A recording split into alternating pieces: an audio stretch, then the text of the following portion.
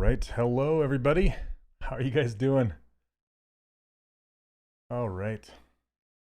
Just let some more people file in. Wow, there's a good turnout today already. 50 people in here. Awesome, awesome. Yay. Okay. I hope everybody's doing well. Can you guys hear me?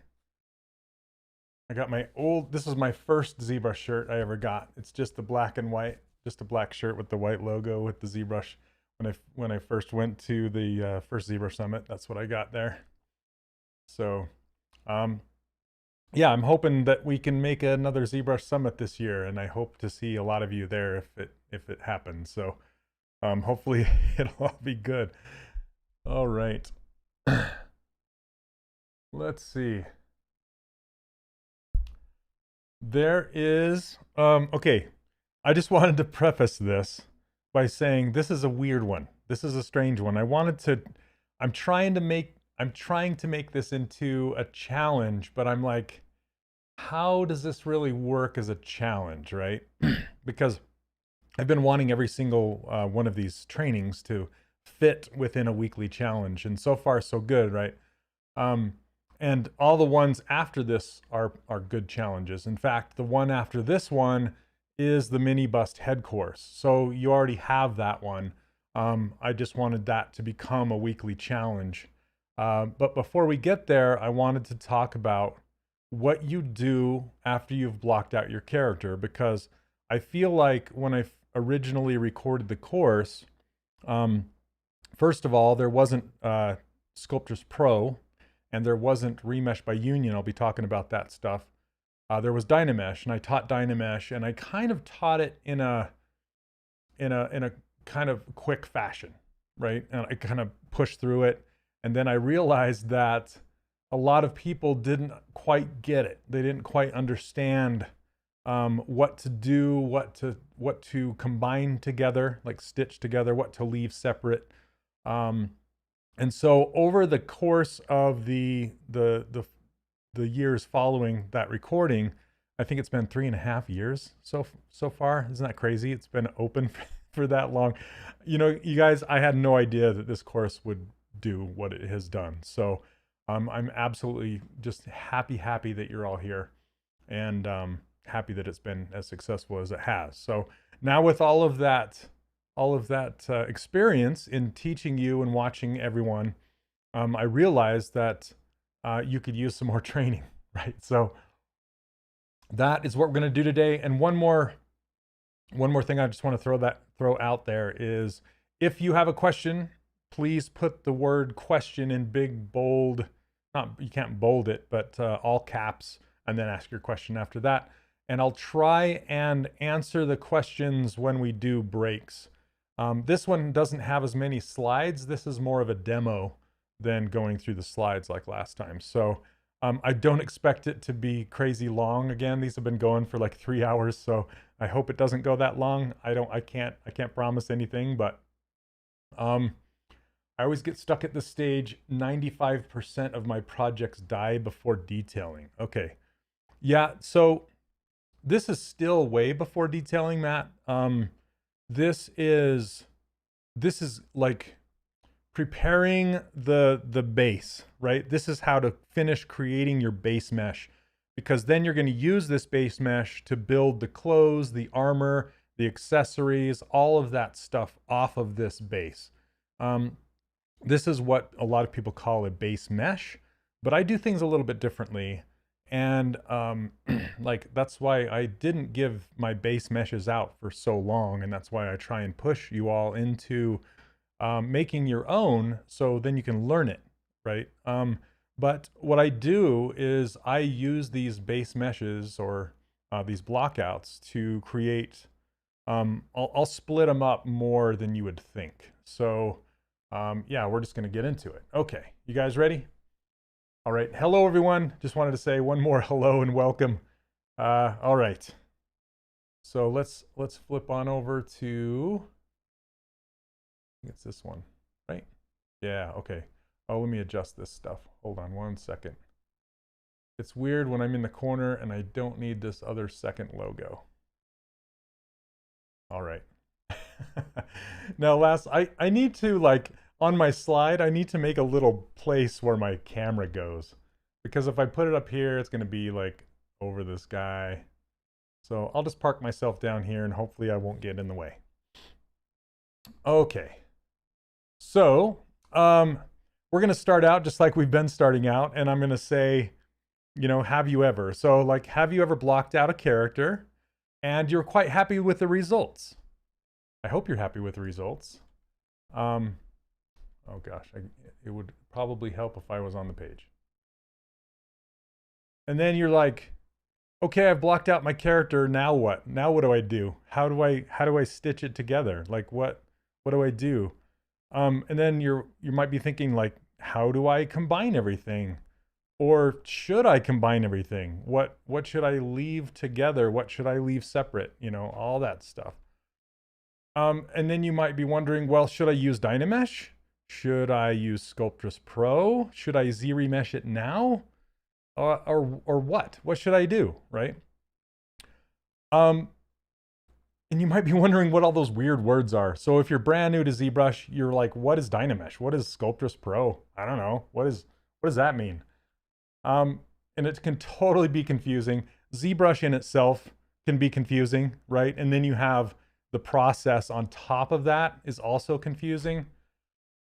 So this week's challenge is all about clean sculpting topology. So this is the clean sculpting topology challenge. And like I said, it's kind of a weird one, but the challenge goal is to stitch, polish, and organize at least one of your characters, if not more. And this is the tricky part, without getting lost in the tech. Now that's going to be hard. That's going to be on me trying to teach you how to not get totally overwhelmed with the tech. All right. Everybody with me so far? All right. So let's see. Oops.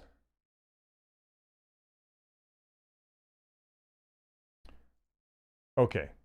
So instead of starting at the beginning, like meaning when we are done with the blockout, right? Instead of starting with the next step, I want to talk to you about the end goal. Like, what are you guys trying to do with these characters, okay?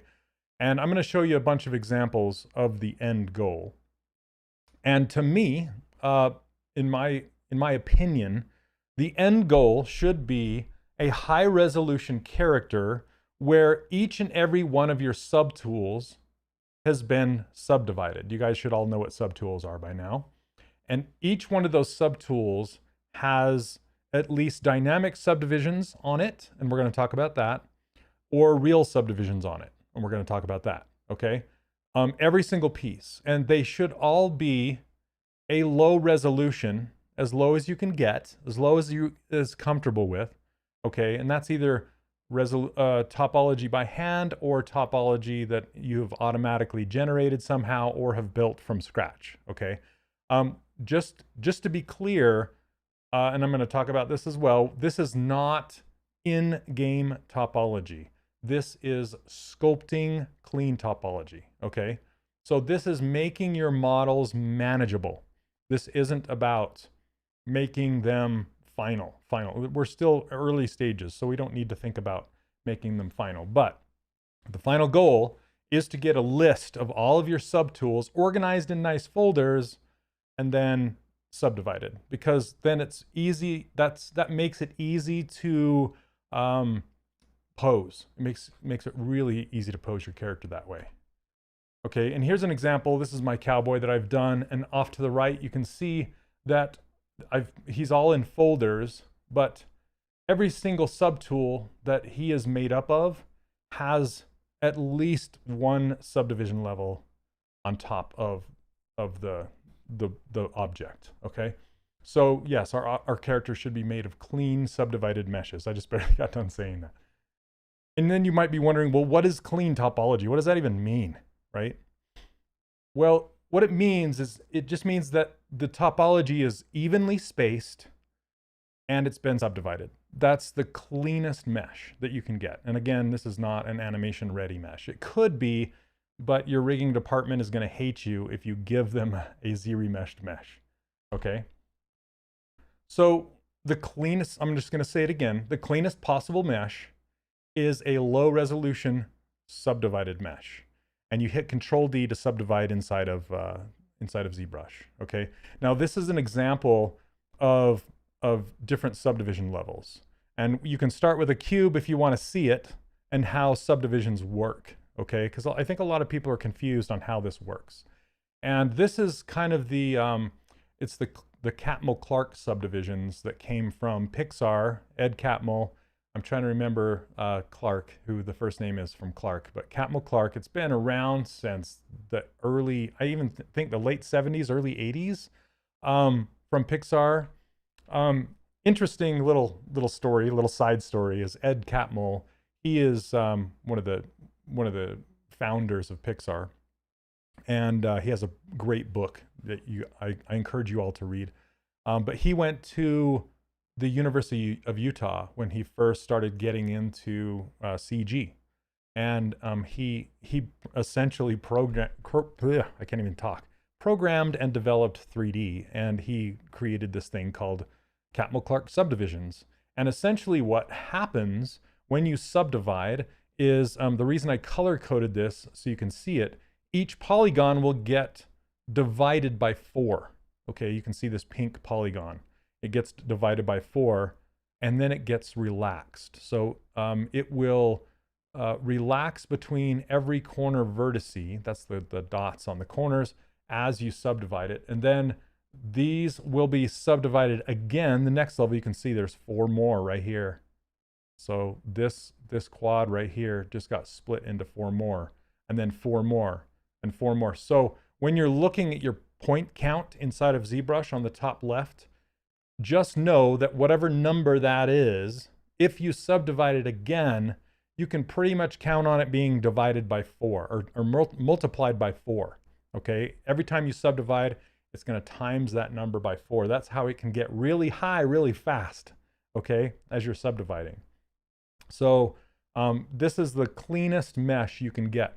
I was, when I did my talk at the ZBrush Summit with my buddy Matt Thorup way back in the day, somebody asked me how you get clean topology, and I made a snarky comment. I said, well, you want to touch it as little as possible. And I didn't get the chance to really explain what I meant. I just kind of probably sounded like an ass. But I meant what I said, and I said what I meant.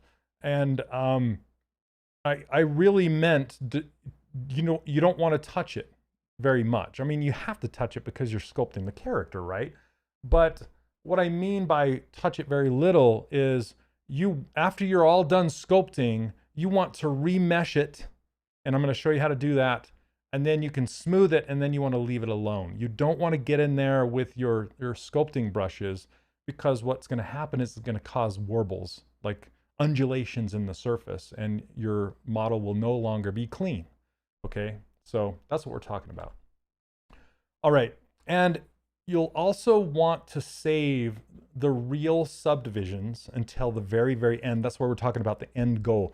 Don't be too quick to add real subdivision levels, because subdividing your model, both in ZBrush and in Blender it's called, you guys help me out, it's called a multi-something modifier. And it's essentially subdividing your mesh in a modifier. But as soon as you add that modifier to your model, what will happen is it will lock you out of a bunch of functionalities that the program has. Same with ZBrush. As soon as you hit Control D, if you hit D, that just adds dynamic subdivisions. We're going to talk about that. But if you hit Control D and you actually add a real subdivision level, it's going to it won't allow you to do a bunch of functions, like you can no longer use the curve brushes, you can no longer insert meshes or use the slicing brushes. All of those things, it will give you an error message saying you can't do this when you have subdivision levels. Okay. Yes, multi-res modifier in Blender is what it's called. Okay. No, I'm not talking about the subdivision modifier. The subdivision modifier in Blender, this is just a side note. The subdivision modifier is more like the dynamic subdivisions inside of ZBrush. So those are your comparisons, okay? Dynamic sub Ds is equal to the subdivision modifier, whereas the multi-res modifier is equal to real subdivision levels in ZBrush. We're already getting buried in the tech. I apologize, but I do have to get this information out. Okay, now we're talking about, this is dynamic subdivisions, okay?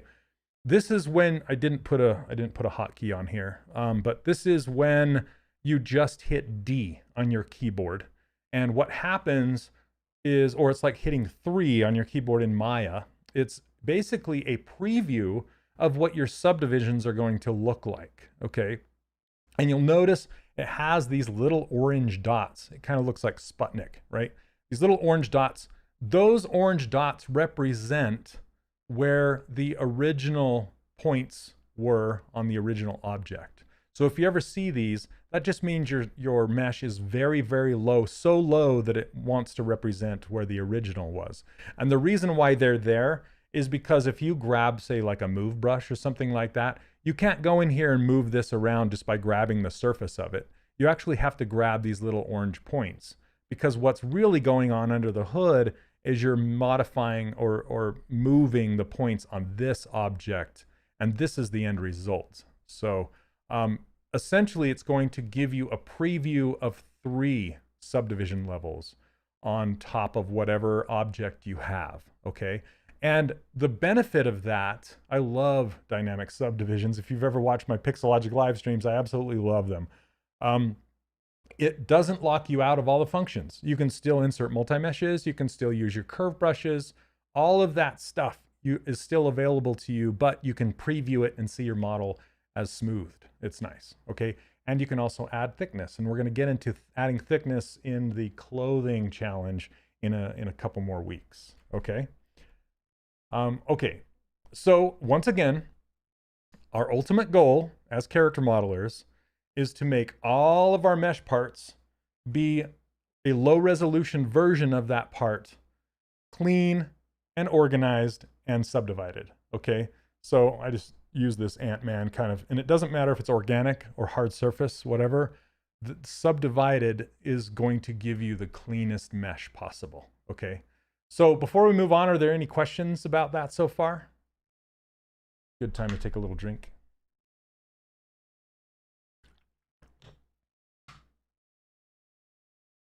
And there's a 20-second delay, so I'll probably move forward before the questions get out there.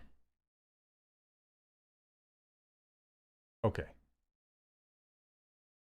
So let's talk about, there are 2 main paths, and I've already kind of brought it up, but the 2 paths to get there, and they both converge at the end back into Z-remeshing your mesh, okay?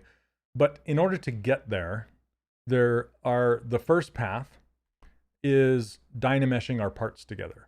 Now, like I said, when I recorded this course of like 4 years ago, Sculptris Pro was not around.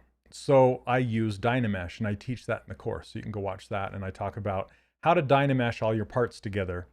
And what is Dynamesh? Dynamesh is, it's the equivalent in Blender of voxel remeshing, okay? And what it does, it essentially, you can see all of these squares, even though the hand is on an angle, all of these squares are perpendicular to the world, because it's essentially filling up the volume, the geometry, with voxels. Voxels are 3-dimensional pixels, okay? They're like little cubes. Think of Minecraft, okay? Minecraft is essentially voxels, okay? And wherever those voxels converge, that's a big word, converge, on the corners of the object, you'll see that it starts to kind of stitch them together in triangles. Like when these voxels meet these voxels on the side, it'll stitch into triangles, and that's where you'll get triangles, okay? And there are benefits or advantages and disadvantages to this. Hold on a second. Where's my thing? Sorry, 1 second. Gotta pop over here. Okay. So advantages of Dynamesh. I still use Dynamesh. I don't use it as much, and I'll talk about why. But some of the advantages of Dynamesh is that it will remove the interior geometry. So wherever your objects will overlap, it will remove that geometry inside. That's why it's so good to prep your models for 3D printing with Dynamesh, because it will create what's called a watertight model.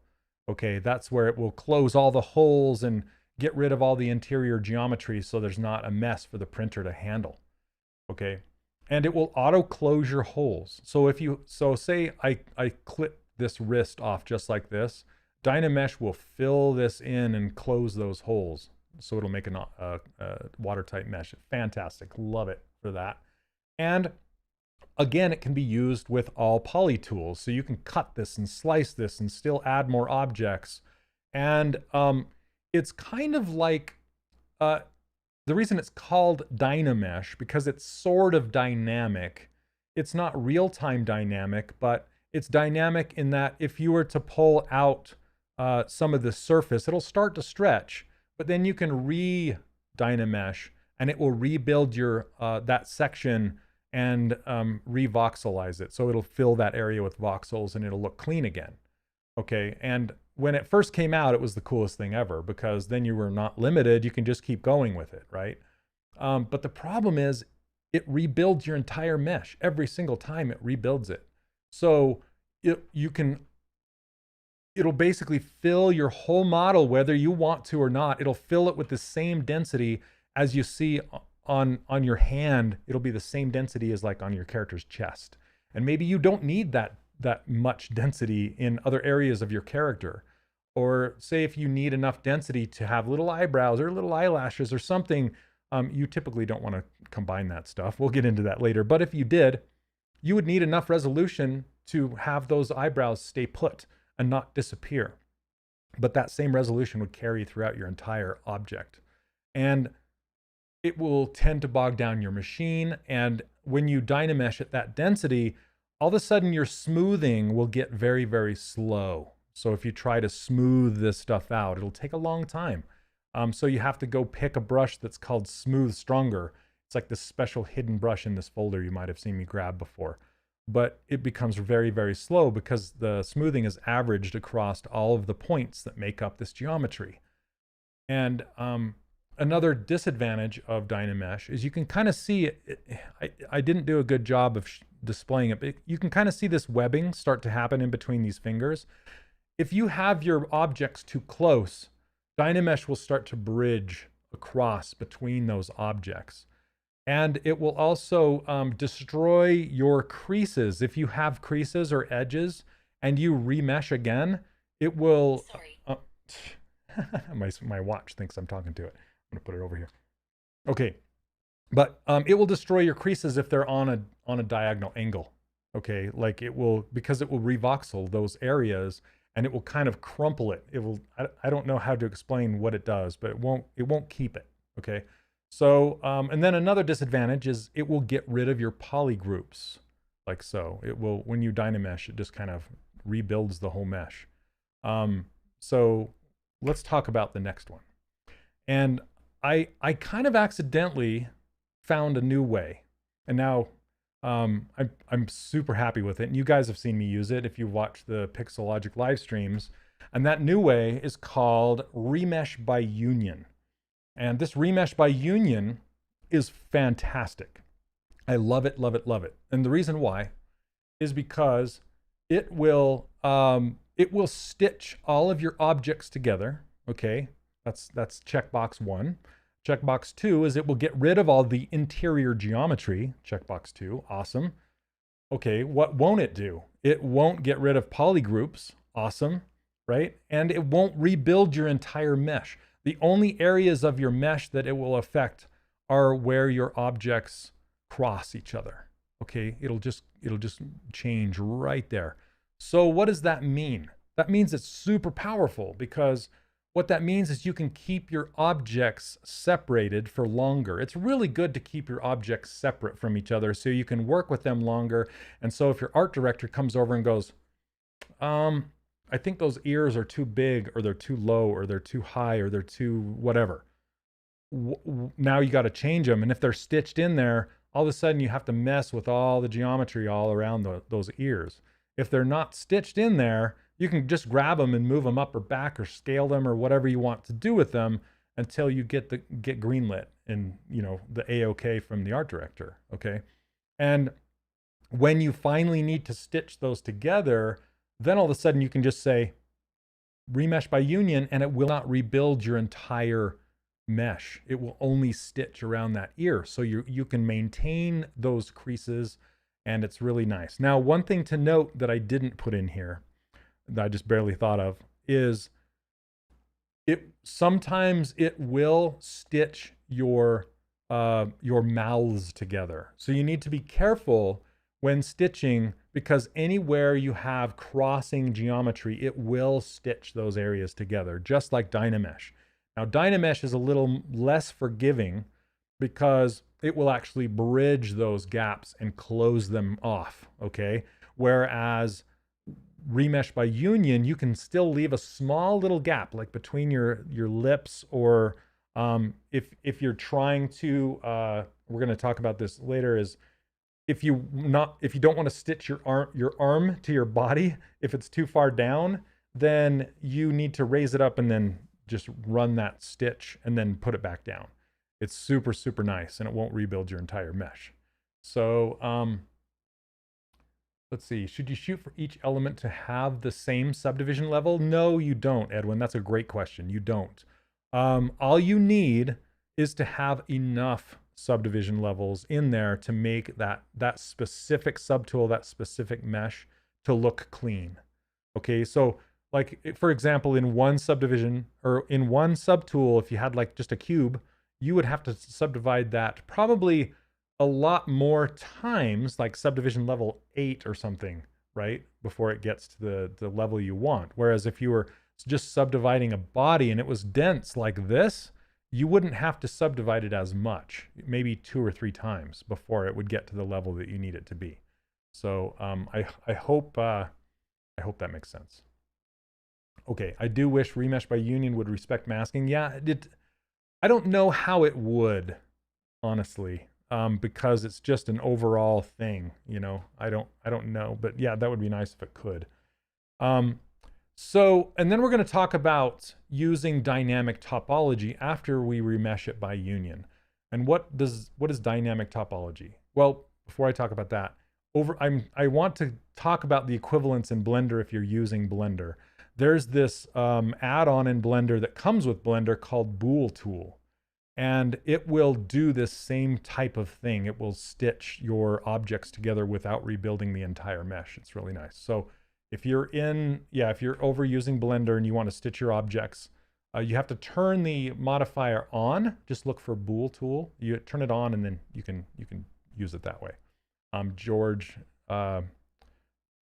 Zaki, the student in here, he uses it all the time. It's really nice. Okay, so let's talk about dynamic topology. In Blender, it's called Dyno Topo. And what that means, it's fun to say, and in ZBrush, it's called Sculptris Pro, okay? They both do the exact same thing. And where it came from is, well, my first recollection of it is, and it could have came from somewhere else, but it came from Sculptris. Sculptris was a free, or still is, a free modeling program you can download, and it essentially creates dynamic topology as you're editing your mesh. That means it will generate new topology as you sculpt. It's wild, and it's really fun, and it's also a little bit dangerous because it will allow you to do as much detail in wherever you want, as much as you want. And the whole point of blocking out your characters and keeping things lean and clean is to keep yourself away from those details. Whereas Sculptris Pro will just it's like opening the floodgates. It just lets you do whatever you want. So you just need to be very, very careful with it and work from low resolution to high resolution as you go. Okay, and then there's one more part of it called Tessimate. And I think in Blender it's called Remesh. And it's not the voxel remesh, but it's kind of like flood filling it with Dyno Topo. And what that means, and you can see that here on the right, this is an example of it. Inside of ZBrush, it's called Tessimate. And Tessimate is essentially just flood filling your object with the level of resolution that you want to work with. It's kind of like, I like to think of it like an oil painter prepping their canvas before they paint their oil paints on there. And they'll paint this stuff on there called gesso, and it will just kind of clean and get your model ready for you to paint on. And I like to do that sometimes. I like to kind of flood fill my model to get it ready to use dynamic topology on there. Okay. It came from Blender. The guy that made it in Blender then made Sculptress, Pixelogic, then bought out Sculptress. Yeah, well, that's interesting, Matt, because, and when we're talking about Sculptress Pro and dynamic topology, so I didn't know that guy worked for Blender and put it in there first. That's interesting. So I know they did hire the guy that made, when I say they, I mean Pixelogic hired the guy that made Sculptress Pro. But the code, I've heard that the code that made Sculptress Pro is not the same as Sculptress. It's similar, but it's not the same. So that's, yeah, it's interesting little history behind there, isn't it? Okay, so then after you're done with all of your dynamic topology sculpting and adding all your edges and things like that, I love to use this thing called Z-Remesher inside of ZBrush. Okay, and then you add your dynamic subdivisions on top of that. Now remember, we're reaching our end goal here. Okay, our end goal is to get a clean subdivided mesh, and essentially that's what you're looking at here. And notice that it's not really super low. It's just low enough to hold all your detail, but it's not so high that you can't manipulate it anymore. So you can go lower than this, but I wouldn't recommend going much higher than this, okay? So this is kind of at the top of how far I would take it. But you'll see that it's all even and clean and subdivided. And again, with Blender, there is an add-on. It's actually a paid add-on made by the same programmer that made the Z-Remesher stuff inside of ZBrush, exactly the same. The only thing, as far as I know, and you guys can correct me if I'm wrong, the only thing that you can't do that I'm aware of is you can't use polygroups like this to kind of guide the Z-Remesher where you want it to go. It's just kind of a one-click remesh my object and just do what you're going to do with it. Because Z-Remesher, honestly, it's like a box of chocolates. You never know what you're going to get. You can kind of guide it towards where you want it to go, but it's just like a shot in the dark. You don't know what, yeah. So, yeah, is it called Quad Remesher? Okay, yeah, paid.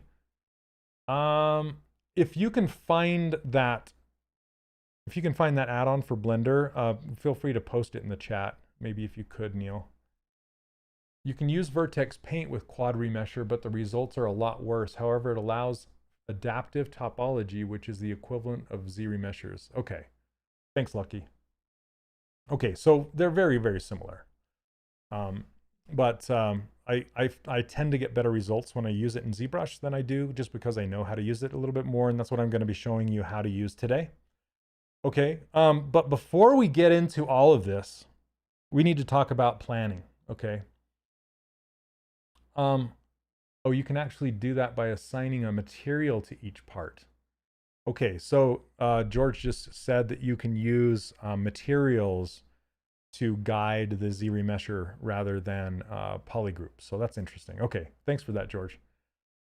Okay, so what do I mean by planning? Where are we going with this? And the way I like to do my characters is I don't like to have their entire body from head to toe stitched together unless, and here's the asterisk, okay, unless it's a cartoon character with no clothes and there's no obvious place to put a seam to break it apart. And the reason why I like to keep my character in separate pieces is A, it's more manageable, and B, it's each sub tool inside of Z. Gosh, sorry about that. My brain sometimes moves faster than my mouth. Each subtool inside of ZBrush has a subdivision level cap on it, Okay. So it's better to split them off into individual subtools because then you'll get more resolution for your entire project. I don't think a lot of people know that, but it's better to have multiple subdivision or subtools than it is to have one that's been subdivided really high. Okay, much better. So like you can subdivide a guide that I usually follow is you'll want to subdivide each subtool no higher than about 4 or 5 million. That's kind of the cap. I like to keep it closer to 1 million. I know those of you that are traditional polygon modelers are like, 1 million, are you crazy? But ZBrush can handle it. And ZBrush can handle even more than that, a lot more than that, especially when you get into high definition subdivision levels. That's a whole different world that I don't even dip my feet into. So to keep my projects manageable, I keep my subtools around 4 or 5 million. I don't really go higher than that. And then my overall character, like all the characters for Disney Infinity, they were about, I'd like to say anywhere between 5 and 25 million max. 25 million was Mater, and because he was super duper detailed. And so if you're starting to find your projects getting higher than 25 million, you might want to start looking into ways to remove some of those subdivision levels and clean it up or separate things, or yeah, you really don't need that much. Okay, I see this a lot in a lot of students' work. They just start going crazy because they want to paint some poly paint in there, and they just, or some surface details, and you just keep taking it higher and higher. And it's yeah, it's better to separate them out if you can. And we'll talk about what parts to stitch and what parts to leave separate. And my rule of thumb is if it's made of a different material, then leave it as a separate object. Honestly, my go-to is to, like I said, leave it separate for as long as possible. I only stitch things together if I absolutely have to, okay? If it absolutely makes sense. We're going to talk about that, but I totally leave it separated if I can, okay? So I notice a lot of students will merge things and stitch things more often than they will leave them separate. As soon as you do that, you're locking yourself out of being able to edit that anymore. Also, you're also making it so the transition between objects is smooth instead of a nice tight line between those two objects. So if you ever want objects to have a nice transition, not a nice smooth transition, but I'm talking about a hard line transition between the two of them, then leave them separate. For example, like a dog's nose, right? You want to leave his nose separate for the most part because it's kind of made of a different material. I mean, it's technically skin material, right? But if you look at it, it's like this wet whatever skin versus like this furry skin. And I will tend to leave those separate. And it also helps to manage your objects if they're separate, and to use them as objects that you can fill. You can fill them with color, you can fill them with a material. Not that I recommend that, but you can easily fill those objects with a color with no problem at all, or mask them off separately. It's just much easier to manage if you keep them separated, okay? So it's demo time. Let me see if you guys had any more questions. Let me know if you have questions, if I missed any. I kind of went on there for a while. And this is Lino. This is an amazing concept that I commissioned I cannot talk today. I commissioned Josh Black, my good friend Josh Black. You've seen a lot of his concepts in the course, like Kate. He was one of the concept artists on Disney Infinity, and I'm like, man, wouldn't it be cool if Lino was in Disney Infinity, right? And so that, spoiler alert, that's the blockout that I demoed last week, or that I showed you last week, is Lino. So yeah, I'm going to talk about this now. now that we have this guy up here, I just want to talk about the planning of it really quickly. And you can see, I mean, he's kind of like Kate, where he's almost naked as far as you can see all his anatomy and stuff. But he's got these armor pieces and these boots and things like that. Well, those would cause natural splits or natural separations. Okay, so what I would want to do is, I didn't have my pen going on here. Okay, so what I would do for these, and this is what I'm going to show you, is I will separate this hand up into here like this and make that a separate object. Can you guys see that okay? Let me make it a little bit bigger. And maybe a different color. Okay. So here I'll draw back, I'll basically bring it up behind that bracer about so far, and that will become my hand object. Okay, and some of the other things that I will stitch would be like, I would stitch the fingers to the hand, right? And then these claws, those I could either leave stitched or leave separate. Either way, I could go either way. They kind of look like they're part of his finger, so I might stitch them in. Okay, and then this arm right here, I would cut it, slice it underneath the armor right here, and this would be its own piece right here. Whoops, I drew it too far down. Let me change this color just so you can tell that it's a separate piece. So I would make this arm a separate piece, okay? And I would take it to about here, right underneath this armor, and then back up again. And then right underneath this armor, okay? So it overlaps. Because you don't want to leave the whole body underneath the armor, because if it was to get rigged later on, the skin and the armor would be fighting each other, and the rigging department would have to try and skin weight both of those in the same space. It's just a mess. It's better to delete the things that you cannot see, okay? And again, you can kind of see where this is going. Like for the leg, I would take it up to about here and then bring it down and just behind the boot. And that would be the leg. And that's all that would be in the leg subtool. That's it, right? And then for the head, there's two options you can do. You can either split it underneath the jaw and back around the back of the neck. See how that seam is kind of hidden, right? So this would be his head right here in one subtool. And then what you could do is his neck and his chest combination would be in another subtool right here. And I would cut it down behind his head, kind of like that. Does that make sense? You guys all with me? Okay.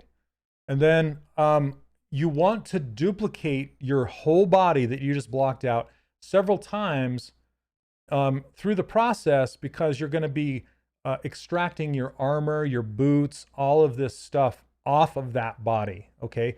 Now, if your character has baggy clothes, and we're going to get into this in the clothing challenge later on, but you'll want to block out those clothes first, and then either make the clothes directly from those blockouts or extrude them, or create them from that stuff. So hopefully this makes sense. Like I'll see a lot of people where they will make their arm object go all the way underneath this and connect with the hand and this whole thing. Well, and they'll just leave the whole body connected, honestly. The whole thing's connected, and then the armor will just be resting on top. Not that that's wrong, but it's just hard to manage. So it's much easier to manage if you start getting things and you start chopping them up and working that way. Okay, so let's hop on over to ZBrush. Any more questions before I start the demo? Clear these off. If the character is wearing a helmet that covers his whole head except for his face, would you delete all the covered geometry of the head? You could. The head is a little different. It's not quite necessary, but yes, I will see a lot of people. They will take the head and bring it up into the hair, even just this far, and that's all of the head that there will be. Okay, just going back into the hair a little bit, and then the hair is there. So, but here's a little rule of thumb for you. If it's a possibility that you might see the skull underneath there at any point, you'll want to have that skull there. So in case you accidentally see it or something, that's kind of your rule of thumb. And same with like chainmail. If you got chainmail covering this arm right here, you're going to want to have the arm underneath. So if you can see through that chainmail, you'll want to be able to see his arm. You don't want to see just a gap, right? If you were to make a game character that would have multiple different skins, would you want to keep all of the body intact and leave the armor clothing resting on top? No. The only time you would want to leave the body is for something to help you build it from. So the body would never make it into the game, but you could keep it as kind of a helpful subtool inside of your project that would just be there that you can then grab, duplicate, and start making new fresh armor from. Okay. But you will not want to bring it into the game unless, here's the asterisk, is unless the character actually physically changes his clothes or her clothes in the game and you actually see what's underneath. That's the only time. And even then, you might do a model swap, like swap out the model so the skin is not rigged underneath the clothing. But like all of those Fortnite skins that you see, all of those have the geometry deleted underneath them. Even if it's like bands or whatever you see, they'll just rebuild that whole entire mesh. And for example, like with Zenyatta, they gave me the original Zenyatta, and then I basically rebuilt everything except for the parts that you see that existed from before, like all of the hydraulics and stuff in his neck and in his shoulders. That's about all that remained, and parts of his head, I think. But I rebuilt everything else because it was just kind of replaced. But then I had his base so then I can know his proportions and all that kind of stuff. I was basically playing dress up. I was redressing him. So yeah, that's kind of what you do. Question: if you have to retopologize your model, do you recommend merging arms and hands? Can you have problems then with baking the low arm with the high? That's a great question, Jet. I'm going to get into that in a later challenge, but as just for now, what I've been doing, and just because I've been into 3D printing so much lately, is traditionally what I would do with this armor is to build the armor, I would either mask it off and then extract it off the surface, or I would draw the topology on the surface and then add a dynamic subdivision modifier with thickness to give me that thickness. But now what I've been doing recently is I've been making my armor go all the way through the object, like solid. So this would be capped off right here, and it would be solid right there. Does that make sense? I would make it go all the way through, and because what Jed is trying to say is if you have, and this is going to get high tech for a second, I apologize, but I just kind of want to preface this so you have it in your head for future on down the line. But how normal map baking works is you have your high resolution model like this, and then you have your change colors, your low resolution model underneath it, and then you have a, come on, oh goodness, where's my, oh there we go. All right, sorry. Then you have an envelope up above like this and behind like this. And essentially when you bake a map, what it does is it will shoot a line out from the surface of the low resolution out to that envelope, and then it will look back. And then it will say, okay, I'm going to compare the high resolution with the low resolution. What's different? And then it will take the difference and make a map out of it. Okay, that's essentially how it works. And then from the back, it looks up, the opposite direction. So that's the envelope around it. Okay.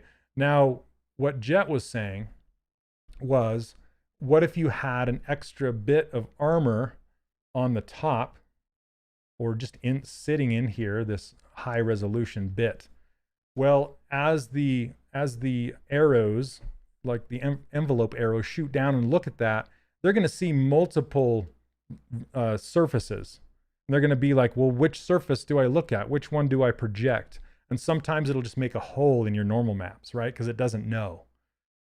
So my advice now is I got to thinking about this. I'm like, hey, doing these for 3D printing would also help with map baking, because I don't have a back side, that's this side right here, of this little armor bit.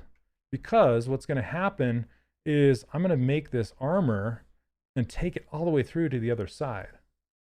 Okay, and then if I erase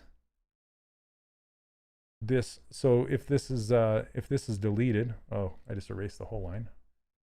Okay. Do this again. Okay, so if the arm comes through here and it stops, and then the arm comes and finishes on this back side, right?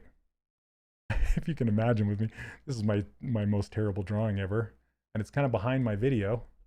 Sorry about that. You guys still see that okay? Just move my video. Okay, so basically, as the envelope looks back inside, it's not going to be confused, because your arm's going to stop here, the armor is going to start, and then it'll stop and the arm will start. So that's kind of the idea of the whole thing, and then it'll all get baked down.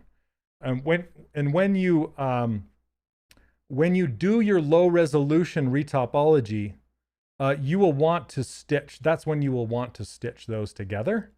Okay, this is going way past what I kind of wanted to cover today, but I still think it's good information. So I'll talk about it a bit.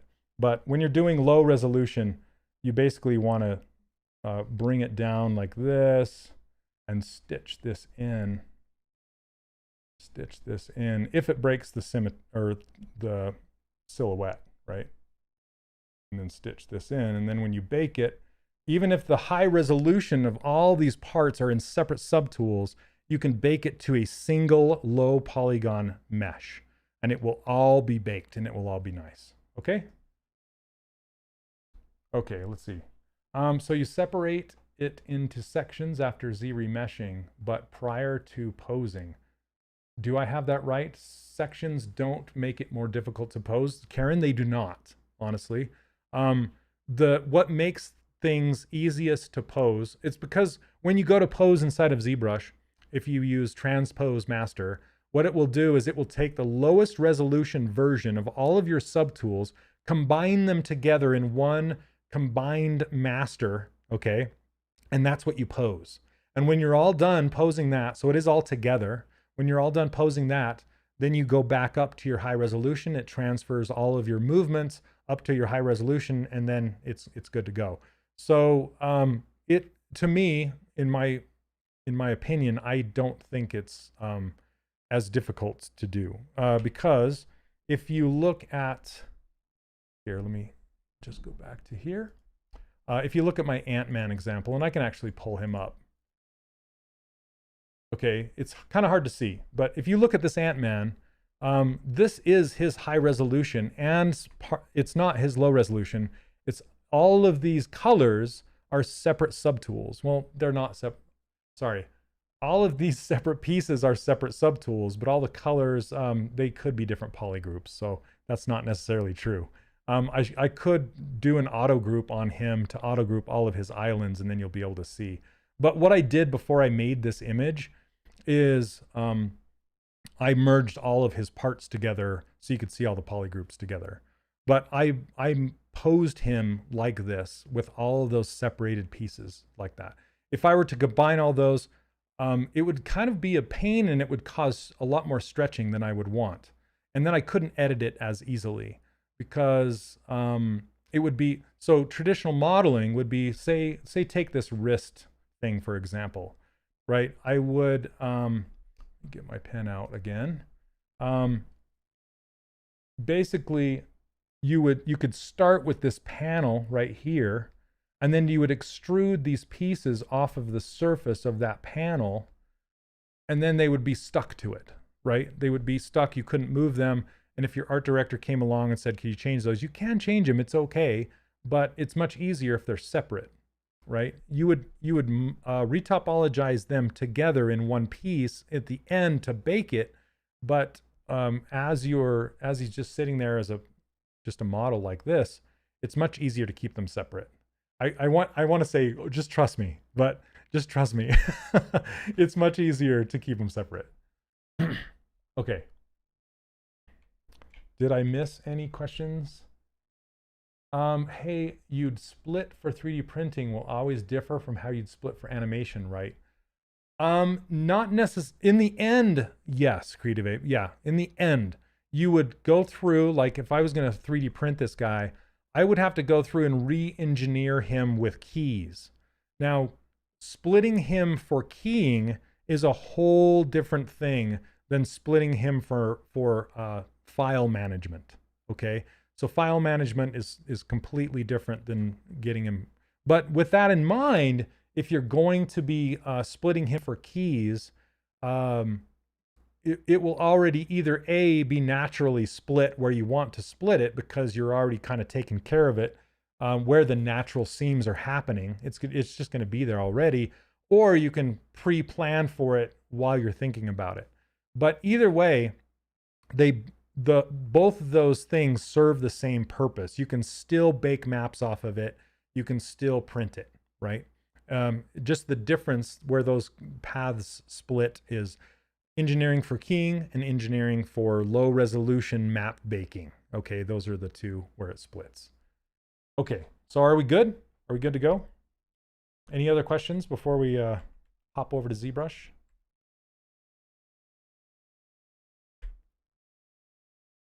Okay, I'm just going to take a quick drink.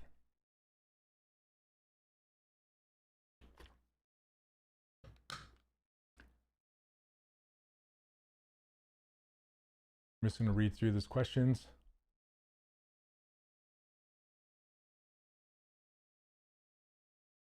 Okay, Audrey asks, if we make characters without separate materials like animals, is there anything we should watch out for?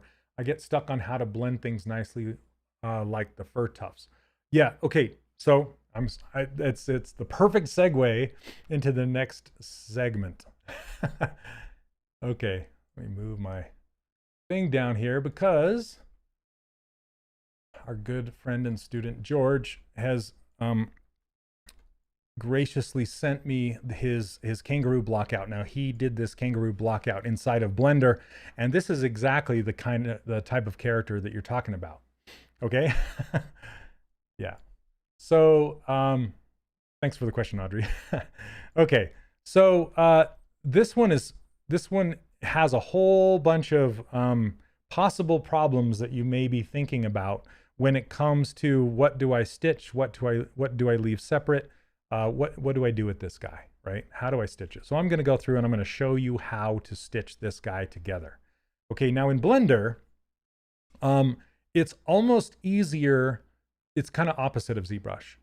It's easier in my opinion, and I'm sure George will pipe up and say, back me up on this, but it's easier to keep all of your subtools or objects separate, because when you turn on random colorize, it will colorize all the separate objects, and it's just easier to manage and maintain that way. But in ZBrush, it's easier to merge most of the things into one subtool, and then you'll be splitting the things that you want to split off of that. Okay, so let's just talk about, if we remember our rule of thumb, let's keep our parts that are made of different materials separate, and we're going to combine everything that's made of like kangaroo skin, whatever that means.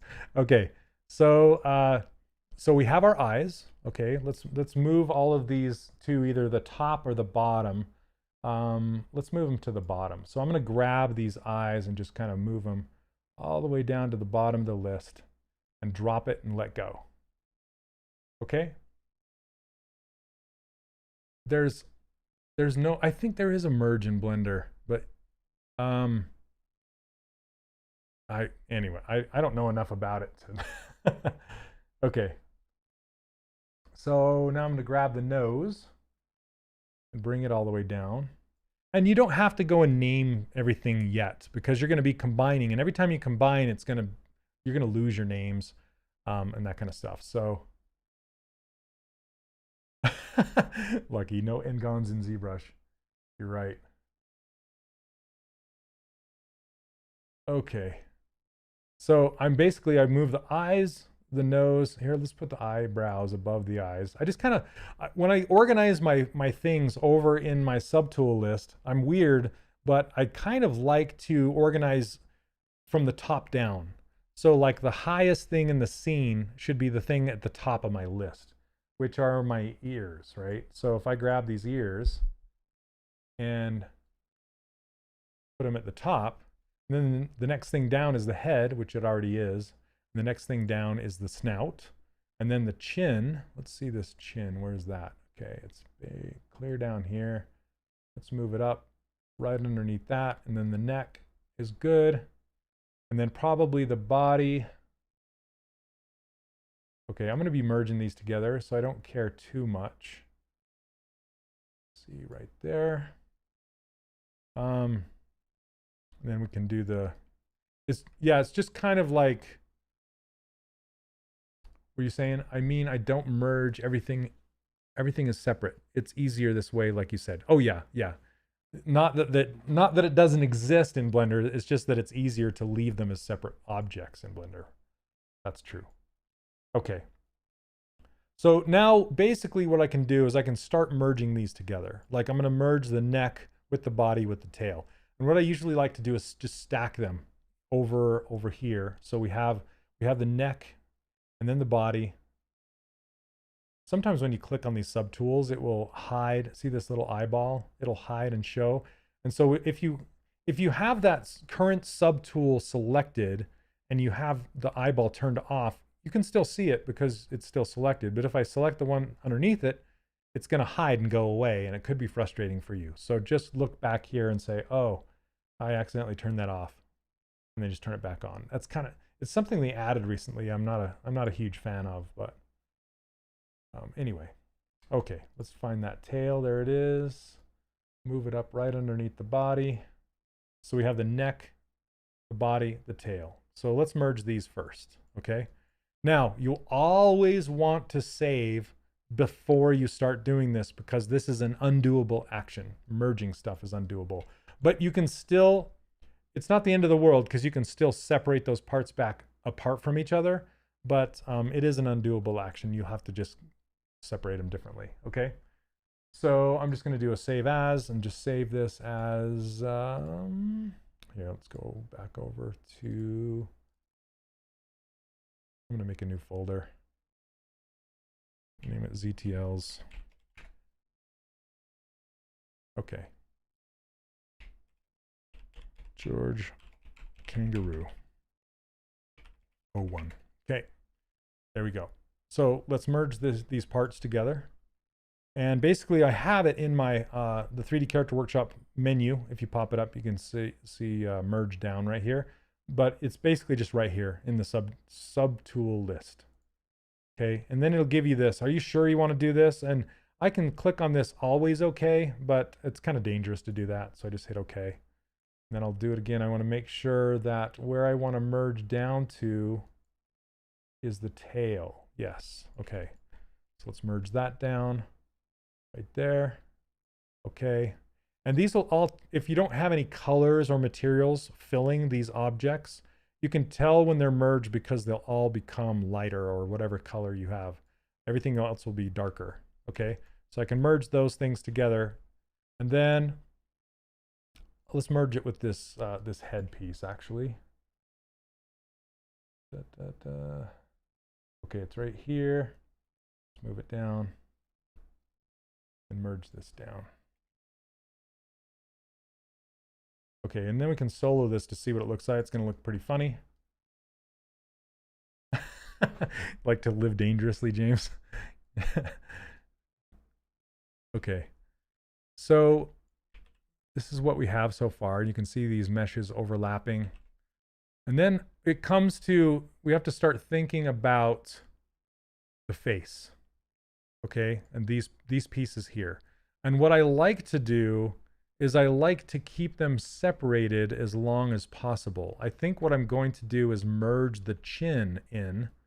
So that's this bit right here. That's okay. I want to merge that down. Let's see, merge it. Okay. So now if we do this, these are all merged. Okay. Now it looks totally silly, but it's fine. And you'll notice, see how this piece is sticking out right here? We're going to want to push that in. Otherwise, that's going to make it its own polygroup right there, and we don't want it to. So let's grab that. I'm just going to mask this polygroup off. Make sure we have symmetry turned on and just push it in. Okay. Yeah, it looks like some kind of... Sorry about this, George. You didn't know I was going to be destroying your character.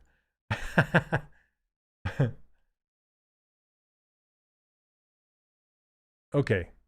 So let's merge this together. And the reason I'm doing this is because in my Pixologic live streams, I tend to work a lot faster. And so I merge everything all together at once. And I usually don't do full bodies. But another rule of thumb that I like to do is I will merge the entire body together, not necessarily the head with the body, because I'm doing it this time because it's an animal character where there's no natural seam between where it breaks. Okay, so okay, let's just do this and merge it together. And I'm just going to go. It's underneath the gizmo. Okay, I'm just going to send the gizmo home, reset it. So now it's down here. You have to have it down here in order for this function to work. Okay. So it's right here called remesh by union. But before I do that, I just want to make sure that if I have any dynamic subdivision levels turned on, I want to hit this apply button right now. Okay, this doesn't have subdivision levels. This is what it is. But if you did, you'll want to hit apply, okay, because you want to stitch it at a higher resolution than the low resolution. And then you'll want to just go and delete the lower subdivision levels right here, because it won't work.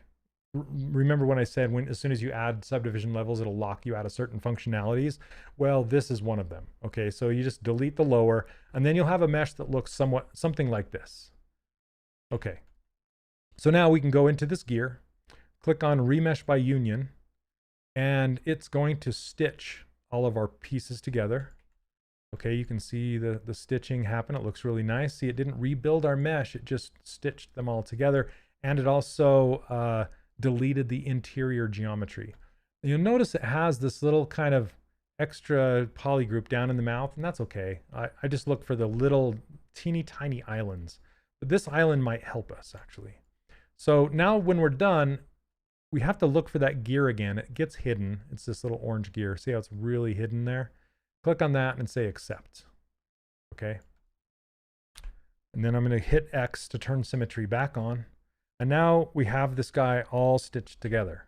Now, if we look at him like this, you'll notice we can still see the seams. Okay. And you can still see all these seams, and we can easily smooth those out now.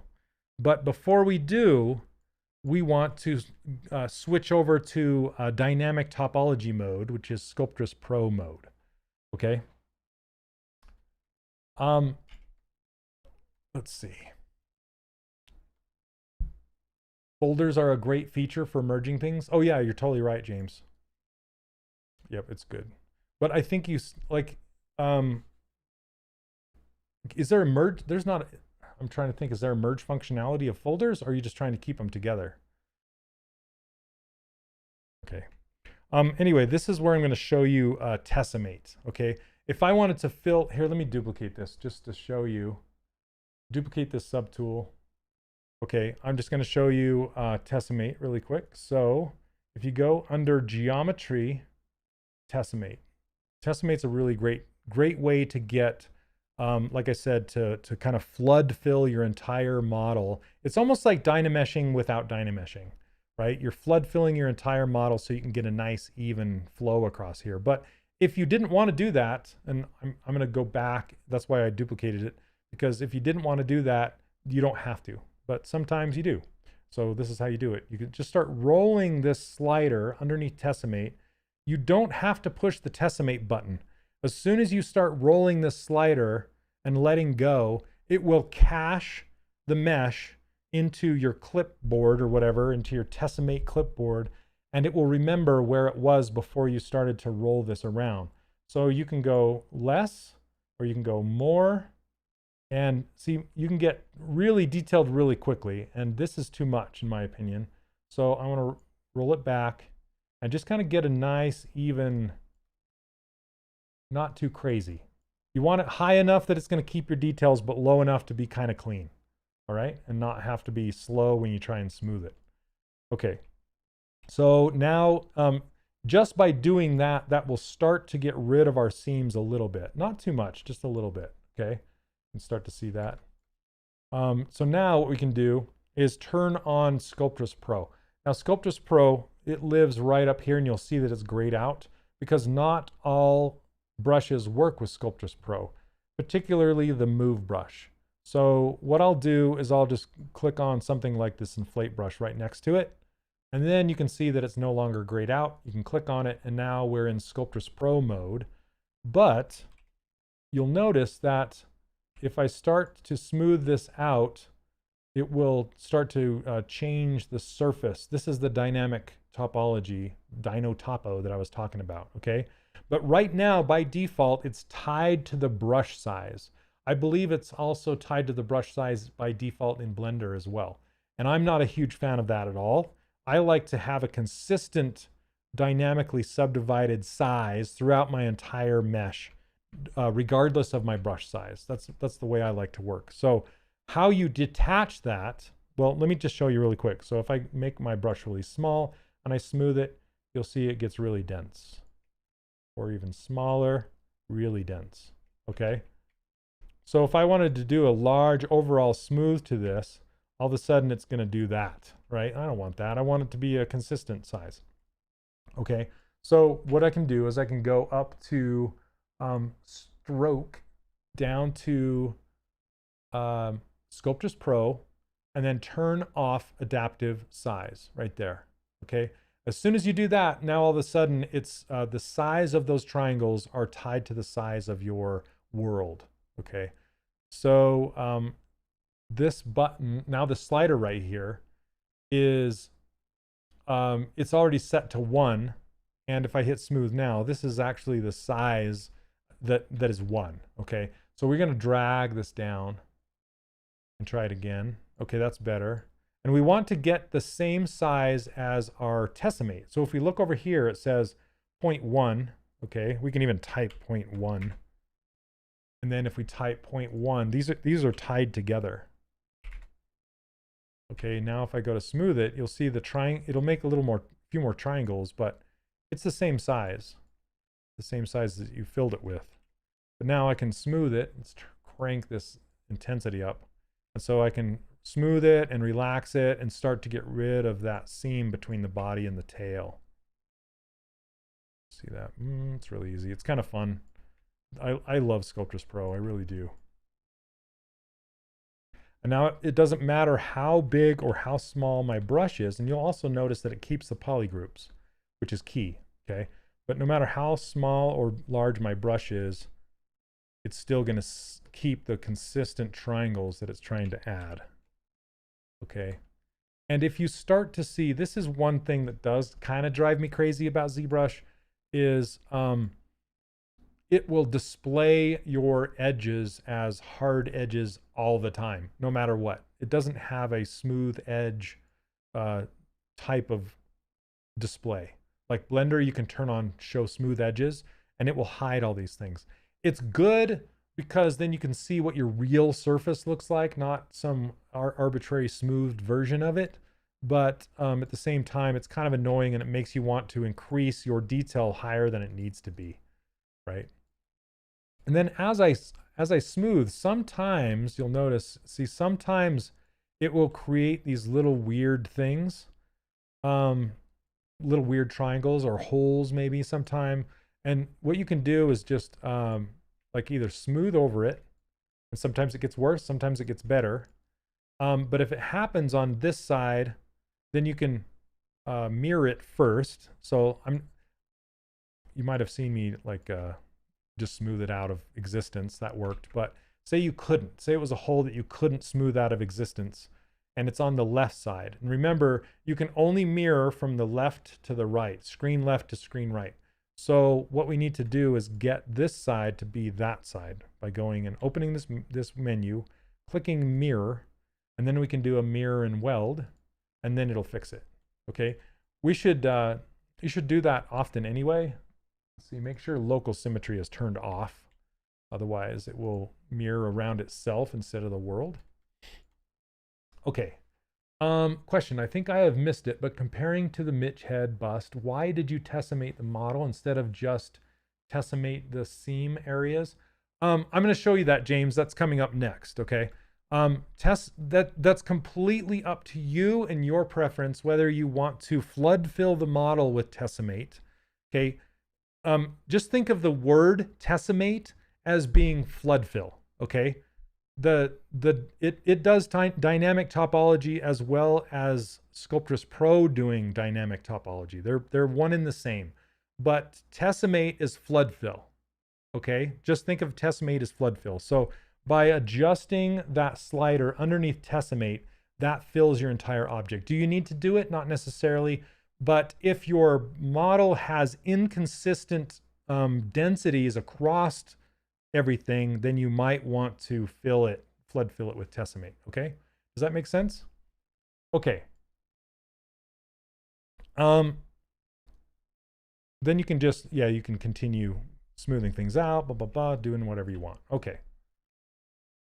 I probably ruined it. All right. So I'm gonna show you what happens if you, this is why I duplicated it. I'm gonna show you what happens if you don't tessimate in the beginning, okay? This is a tessimated Sculptris Pro model, but I'm gonna go back to this one. Okay, this is pre-tessimate, all right? Now what I can do is we can start just going over these seams with Sculptris Pro without flood filling. Okay, see what it does there? It's just editing the areas that I'm using on right there. It's actually called detail flood fill in Blender. Well, there you go, George. Well, yeah, I don't think there's anything in ZBrush that is named something that makes any sense. I'm glad this is a private stream because I didn't say that, did I? Okay. No, they know it. They always like to use their fancy terms, and it usually starts with a Z. Okay. So you can see how, and I can turn my smoothness down, and I'm essentially just cleaning up those stitched edges.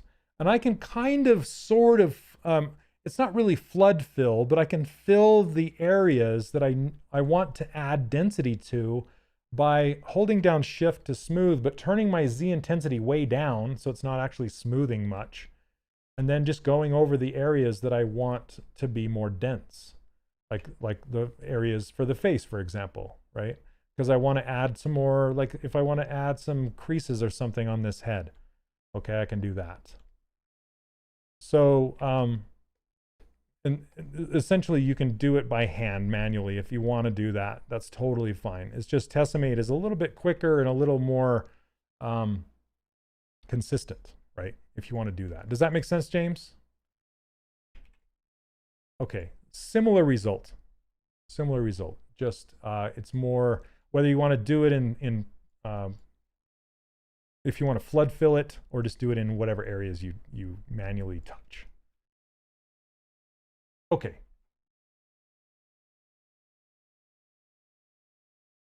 Okay, this is blowing my mind. Can't wait to try the workflow. Awesome, Karen. Yeah, it's great. It's really great. Okay. Now for the next part. Okay. I saw a lot of you were saying you're fans of Z remeshing. Okay, and I am too. You know that I am. Z remeshing comes after this step. Okay, and Z remeshing is, but I wasn't going to go there just yet, because what I like to do is, depending on my goal, okay, if I'm going to pose, this is kind of creepy. Let me do this. Let me turn this on. Staring at this weird, I'm sorry, George. I apologize. Okay, so let's look at your model for real. All right, this wonderful model. Okay. Now, let's talk about this, the planning phase thing, okay? If I were to 3D print this, if I was just taking this to 3D print and I wasn't going to pose this, because if you'll notice, it's kind of already posed, right? It's not posed asymmetrically, but it's posed to it's not in a neutral A pose or anything like that, right? So there's nothing wrong with taking your block out and sort of posing it if you're going to 3D print it. And you're going to, it's going to be pretty close to this. What you can do with 3D printing is you don't necessarily have to Z-remesh this. You can leave it and you can continue to work with this workflow until the end, because eventually you're going to do something that's called decimate. And that is something that I should just show you right now, but decimate is essentially, reduces the triangle count on the surface without getting rid of your details, okay? And you'll eventually want to do that when you 3D print your characters anyway. So unless you can see some obvious warbles, okay, you don't necessarily have to go through the step of Z-remeshing it. The reasons you Z-remesh your objects is mainly because, well, two reasons. One, to keep your mesh as clean as possible, like we talked about. And two, if you want to pose your character, you will want to have your meshes reduced and in quads and clean so you can pose it easier. Okay, does that make sense?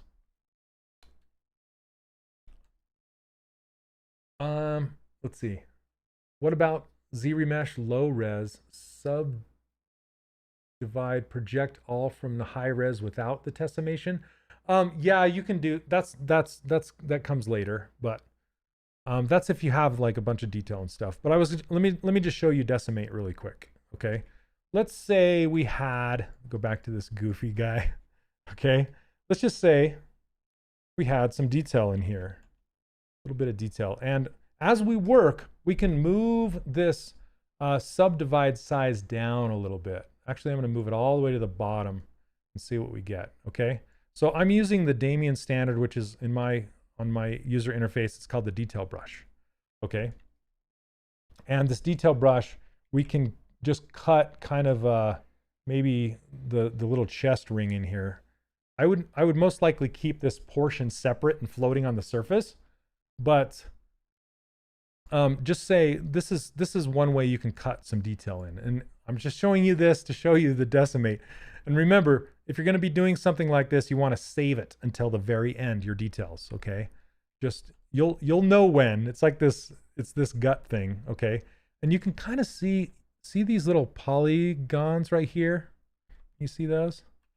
That's from the original. Oh, that reminds me, I just accidentally turned on dynamic subdivisions. If you're used to using dynamic subdivisions, this is, I should raise gigantic red flags saying, do not use dynamic subdivisions with Sculptris Pro, okay?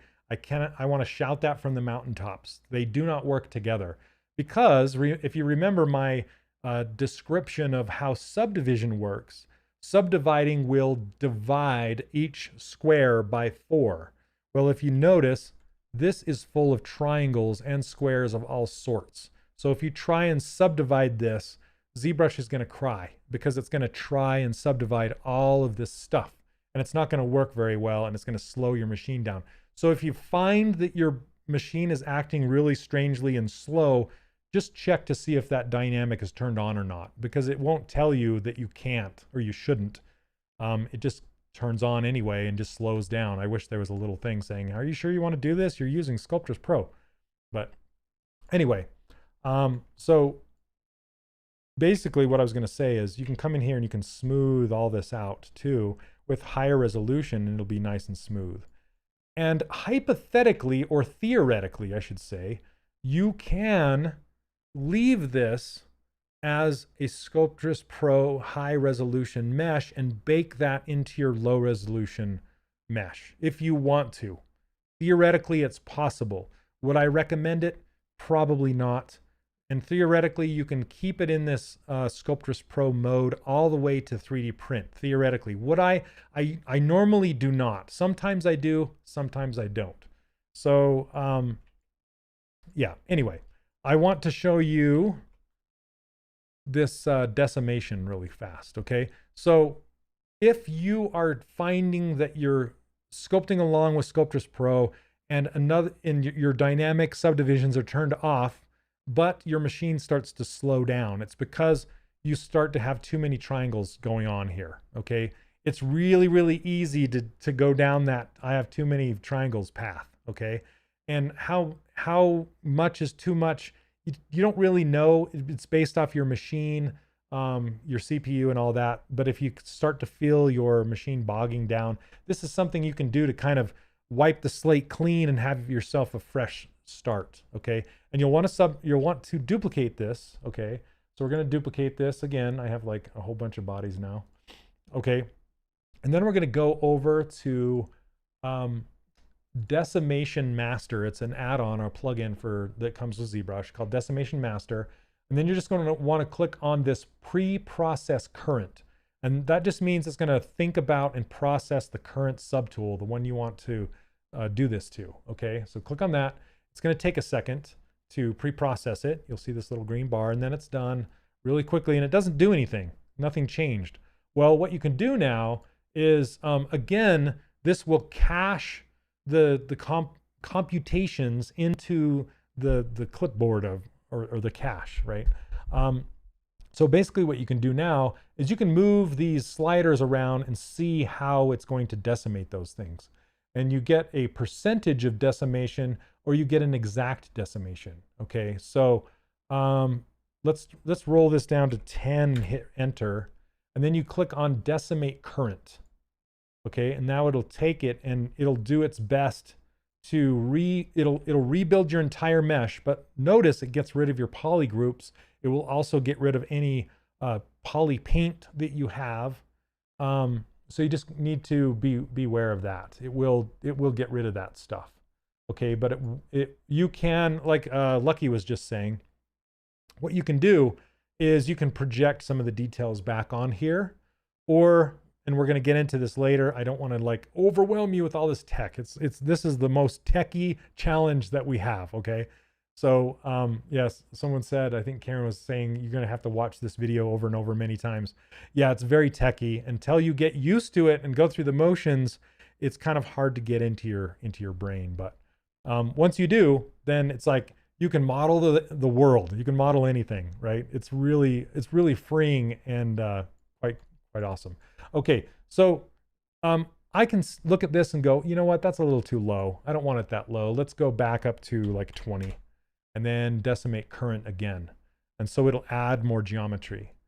See, and it will keep some of the geometry where the tightest details are, and it will loosen it up across the open spaces where there is very little change in surface. So if you have an absolutely flat area, it will make these huge triangles go all the way across that flat area. It looks pretty ugly, but it's effective. And a decimated mesh is what you want to send over to your 3D printer because it's lower resolution, okay? And it's a much smaller file. That's how you get your file smaller. And we're gonna go over that in the 3D printing challenge that's at the very, very end of this whole thing, okay? Okay, I don't know how long it's gonna take us to get there, but we'll get there. All right, does that make sense? So if you want to reset the whole thing, you can do decimate, but I'm going to undo this. Actually, I'm just going to delete this one. Okay, so now this is our tessimated one. This is our non-tessimated one. I'm going to delete this one because it had that chest carved thing in it. Okay. Okay, next thing I want to talk about is Z-remesher. Okay, because let me see. Before I talk about that, I want to talk about a few more things. This model is perfect because if you'll notice, this leg is bent on itself. If I were to stitch this right now, it would stitch the lower part of the leg to the upper part of the leg. So I'm going to have to stretch that out just a little bit, then do my Z remeshing, and then put it back together. Okay, but so let's go ahead and walk you through that, how to do that. Okay, so that's what I'll work on next, is these legs. So let's combine them with the feet. Feet are here. Legs are here. Okay, so I can merge the feet with the legs, merge down. Okay, now they're one unit, right? So if like I said, if I were to stitch these together right now, since these are overlapping in the knee pit, then you would lose, that would get stitched together, okay? A decimated version works the least laggy when bringing it to an external software. Yeah, so I'm glad you brought that up, Lucky, because if you were to, if you wanted to do retopology, say in 3D code or something like that, and you have a very high resolution dense mesh, it's much better to duplicate that subtool, decimate it so it's lower resolution, and then take that decimated mesh over to 3D code or something like that to do your retopology. Techie one thing regarding ZBrush, but still getting used to Z rather than Z coming over from the, yeah, for sure. Okay, let's see. I'm just gonna move this a little bit. Let me do auto groups and then mirror and weld so they're symmetrical. I just wanted to grab this foot, make sure symmetry is turned on. I just kind of scoot it up, and I want to like unroll this a little bit. So what I can do, I have my gizmo showing, okay, and I'm holding down Control, and I can drag down the length of this object, and that's going to mask off everything towards the back of the direction I was dragging, okay? And then I can move my camera something like this and put my gizmo right where the pivot would be, and then I can kind of rotate that out, except for the feet aren't going with it because they're masked as well. I want to unmask that. So I'm just going to drag, whoops. Hold on a second. Just this lasso. Okay, there we go. I did something to my lasso to make it like snap in little sections, and I don't know what I did. I need to reset my ZBrush. Anyway, okay. So now I can move this out. Oh, it looks like I didn't bring my mask down into the knee far enough, and that's okay. I can just kind of smooth it out. But basically, I just want to straighten out these legs just a little bit, and then isolate this portion. Whoops, we got to turn Sculptris Pro off now, and just smooth that out, just to even out this topology across there, just so they're not touching is all. Okay. Yeah, it's lazy mouse, but it's snapping somehow. So I don't know what I did to turn snapping on. Okay, so see how this is not as pretty, but when I stitch it, it's not going to stitch to itself. Okay, I just want to stitch the feet to the legs. And another thing I can do too is I can isolate these feet, okay, and look at it from the front of the camera like this. And then I want to just turn the feet so they're lined up with the legs. Okay, so when I stitch, it's going to give me a more even stitch across the ankle instead of a crooked stitch, if that makes sense. And then I can just quickly stitch it now. Just put it in the center, reset it, go to the gear, remesh by union, click on the gear, hit accept, and we're good to go. Okay, now we have a stitched leg to the feet. Okay, now remember, I'm not doing this because the density is high enough, but remember, if it had dynamic subdivisions turned on, you'll want to apply those, remove the lower subdivision levels, and then do your stitching, okay? And also, one more thing, let me rewind that. Okay, rewind. Okay, let's say one of these was way less dense than the other. Okay, let's pretend these upper legs were very dense and the feet were I can actually demo that. Let me split these apart. And then I'm going to rebuild this. There is a way to rebuild your meshes inside of, or try and get your lower subdivision levels back. It's called reconstruct subdiv. And I'm going to click on this a couple times. See how low that is? Okay. So I'm going to delete higher and I'm going to turn on dynamic so you can see it. Okay. Because most of you, because of the way I've taught this so far, most of you will have meshes like this. Okay. But let's just say you have this, a mesh like this that does not have a subdivision, dynamic subdivisions turned on, and then one that does. Now, if I were to merge these together, it would lose this dynamic subdivision and just go to the lowest, and then you'd be like, oh crap, what did I do? They're not the same density.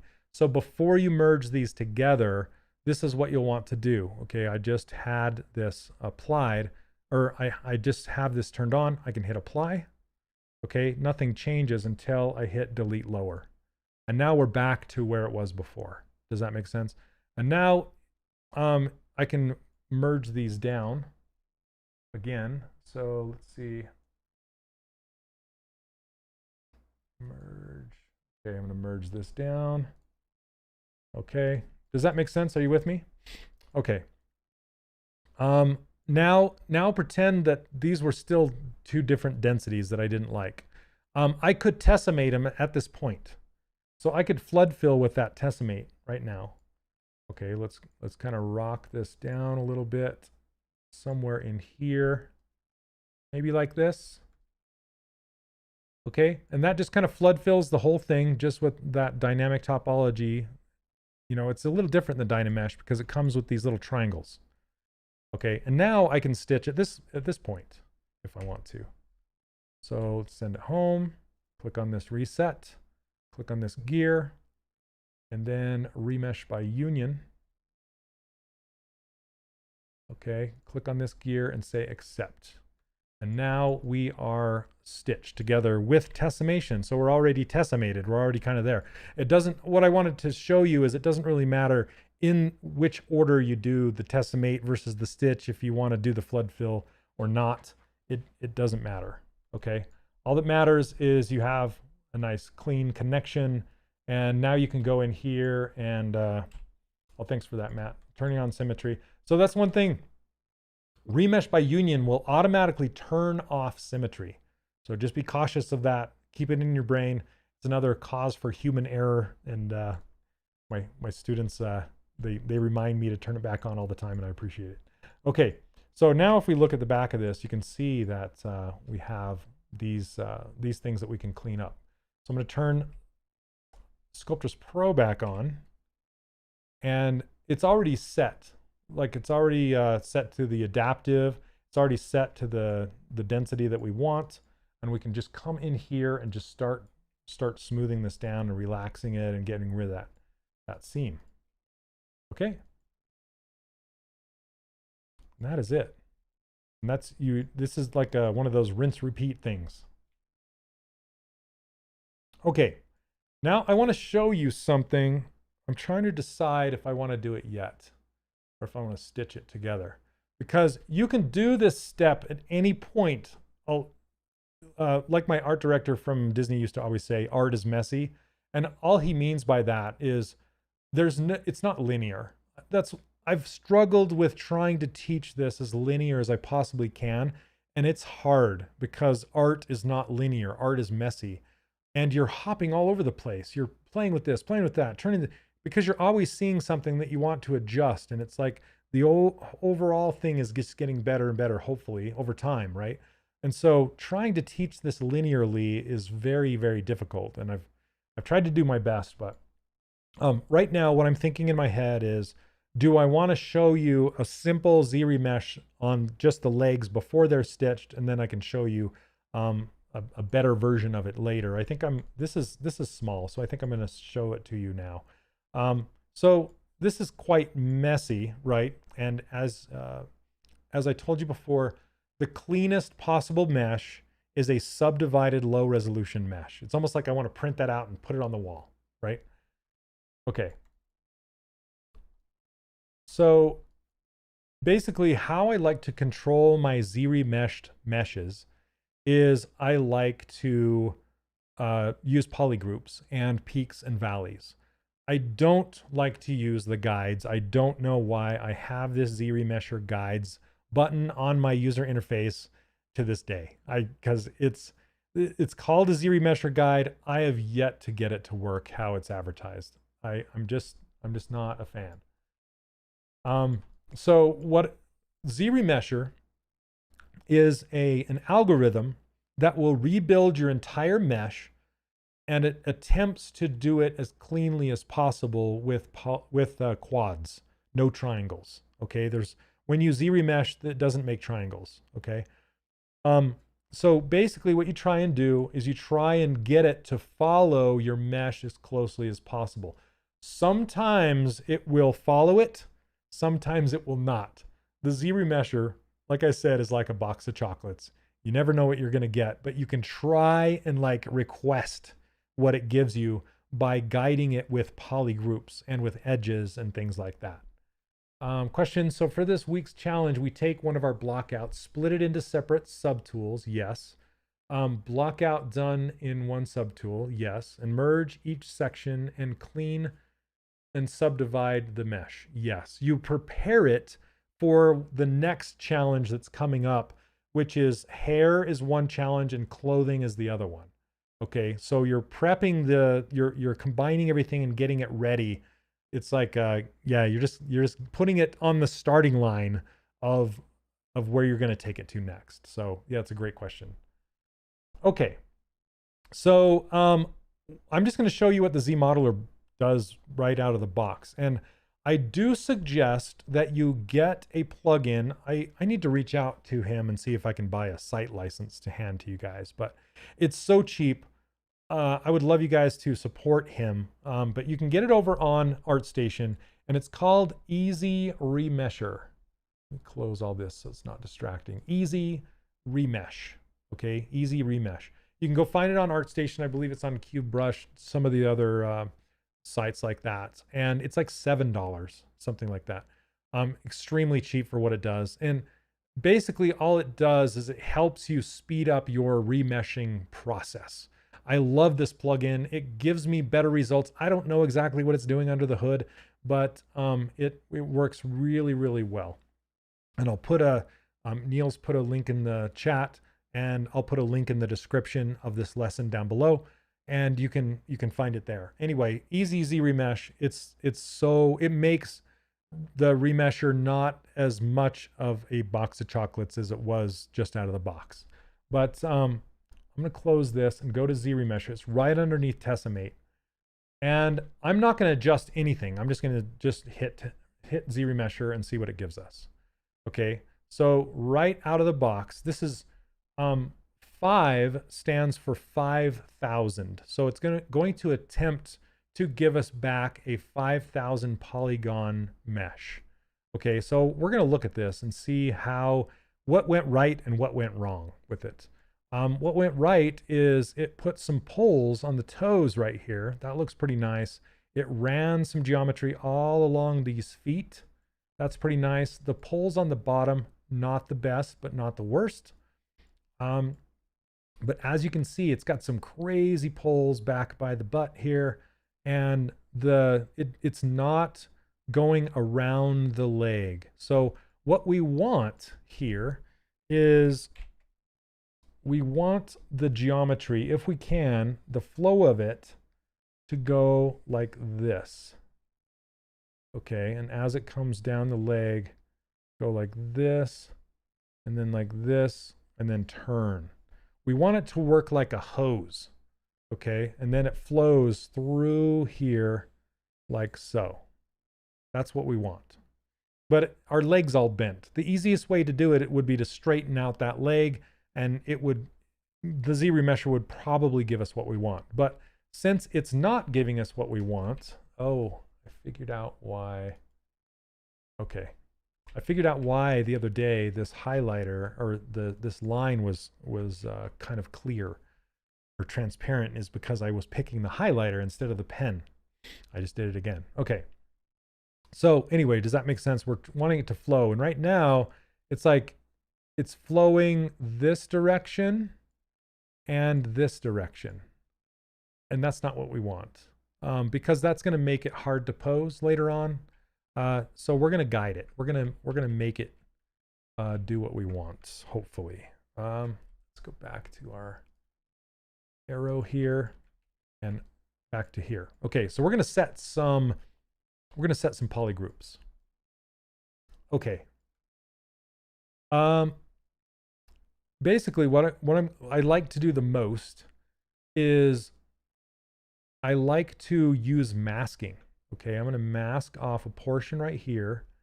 And see, this is the step thing I was talking about. I don't know why this lazy mouse is doing stepping.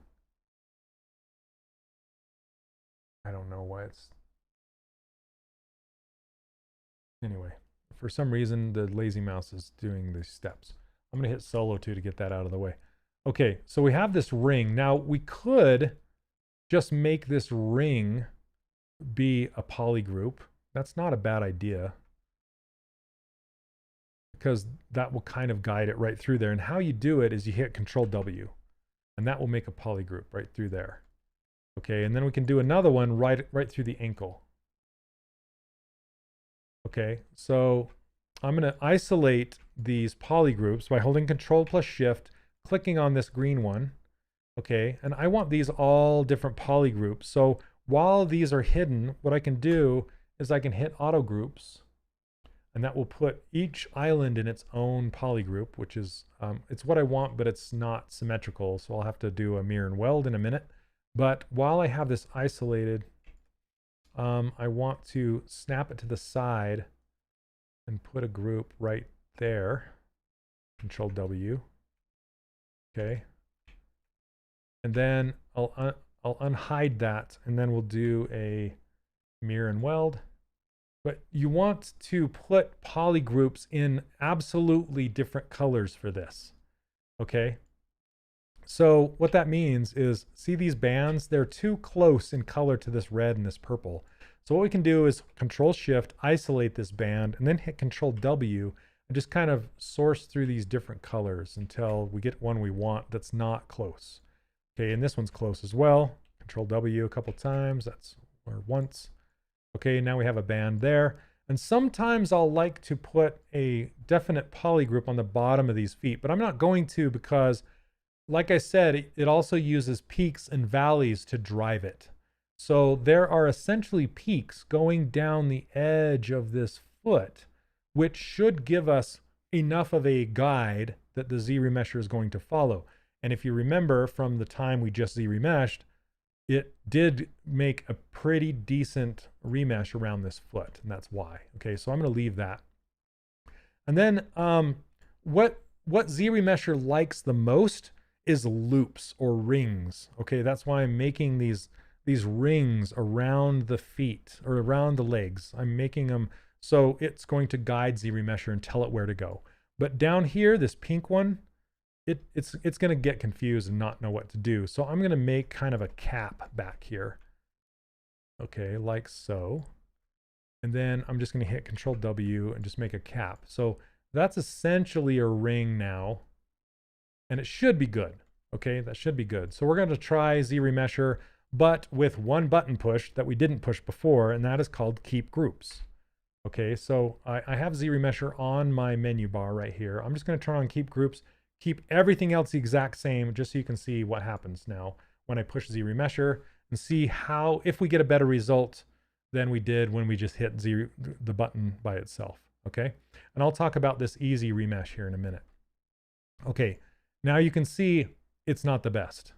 Okay, it's starting to get better, but I don't know what's going on down in here. It's like running out of geometry. Okay, so I'm going to undo that, and this is where our easy remesh is going to come into play.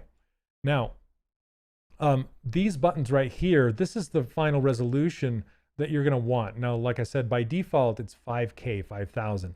But this is clicked up to 10,000. You can click it again, or you can go up to 20,000. The higher the resolution, the better your result. I almost always just click 20,000. I learned this from Joseph Drust, because you can get a better result because there's more geometry for the Z-remesher to work with. And then you can do what's called half it, which is going to take that higher resolution and divide it in half, in half, in half. You can do it over and over again and get until you get a result that you want. Okay. So I'm going to click 20,000. And then there's this big button called Easy Remesh It. And if you hover over the top of it, you can see that it says, run the Easy Remesh without tessellation. Hey, I remember that word, tessellation. We did that before, right? And now you know what tessellation means. It means it's going to flood fill it with Sculptris Pro or dynamic topology first before it runs the Z-remesh algorithm. But since we already kind of did it, we don't need to, but it's kind of part of this. And so I sometimes do it anyway.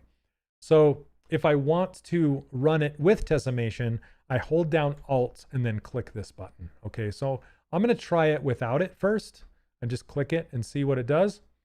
Now, Easy Remesh also utilizes creasing, and it will put a crease between each of the polygroups as it's doing its thing. And that's part of what lends it to be a much cleaner result. Now you can see we have a cleaner result, but there's still some mess through here. And that's okay, because now we have a high resolution, more resolution to deal with now. And now we can go half it. Just click on that and see what it does. And sometimes it'll just start to clean that up a little bit more. So this ring's looking good. This one's looking better, but this one's still having problems because there's so much more geometry out here than there is inside here. It's trying to pinch all of that geometry and drive it down to there. So we're probably just going to have to deal with what it gives us. Yeah. So it's better to have even flow. So the thickness up here on the knee is about the same as the thickness down here. That's why the teal color is giving a much better result than the red. So this is just something to think about. I could probably have done better with making this blue just a little bit wider up front and this green a little bit wider. So it's not putting all of the stress on this red one and making it have problems. So that's why what's happening is happening. Same with this pink. See how it's really skinny down here and it's really wide up here. So it's having troubles going, well, where do I put these poles? I don't know. So you can either cut it up even more, or you can just say, you know what, this is a sculpting mesh. I just want it clean. So I'm just going to keep having it and just be fine with it. So let's do a half one more time. So having it just takes what you have and halves it. And so it's not going to really make it that much better, but sometimes it cleans it up and makes it a little bit better. But see, now it's becoming worse. So I'm going to back it up to here, way before we did that. And I'm going to hold down Alt and click on Tessellate first. And we're going to see if we get a different result. And there's also an alternate version of Z-remesher. And this is completely hidden, nobody knows about it. Not nobody, but hardly anybody knows about it. If you hold down Alt and click on Z-remesher, it's going to give you a different math algorithm result than it would if you just hit it normally. So sometimes that'll give you a better result and you'll like it. So if for some reason Z-remesher is just not giving you what you want, you can always try that as well. So let's see. So this is what we have. Let's half it. The higher the resolution, the longer it takes as well. I don't know if my stream is choking or not. Hopefully it's not. Good time to take a drink.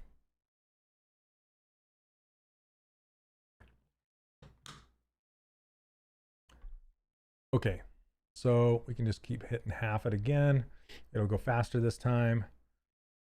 And usually going through this routine gives you a better result than doing it the other way. But it looks like it's giving us very similar results. One more time, maybe. I don't know if it's going to break it down in here.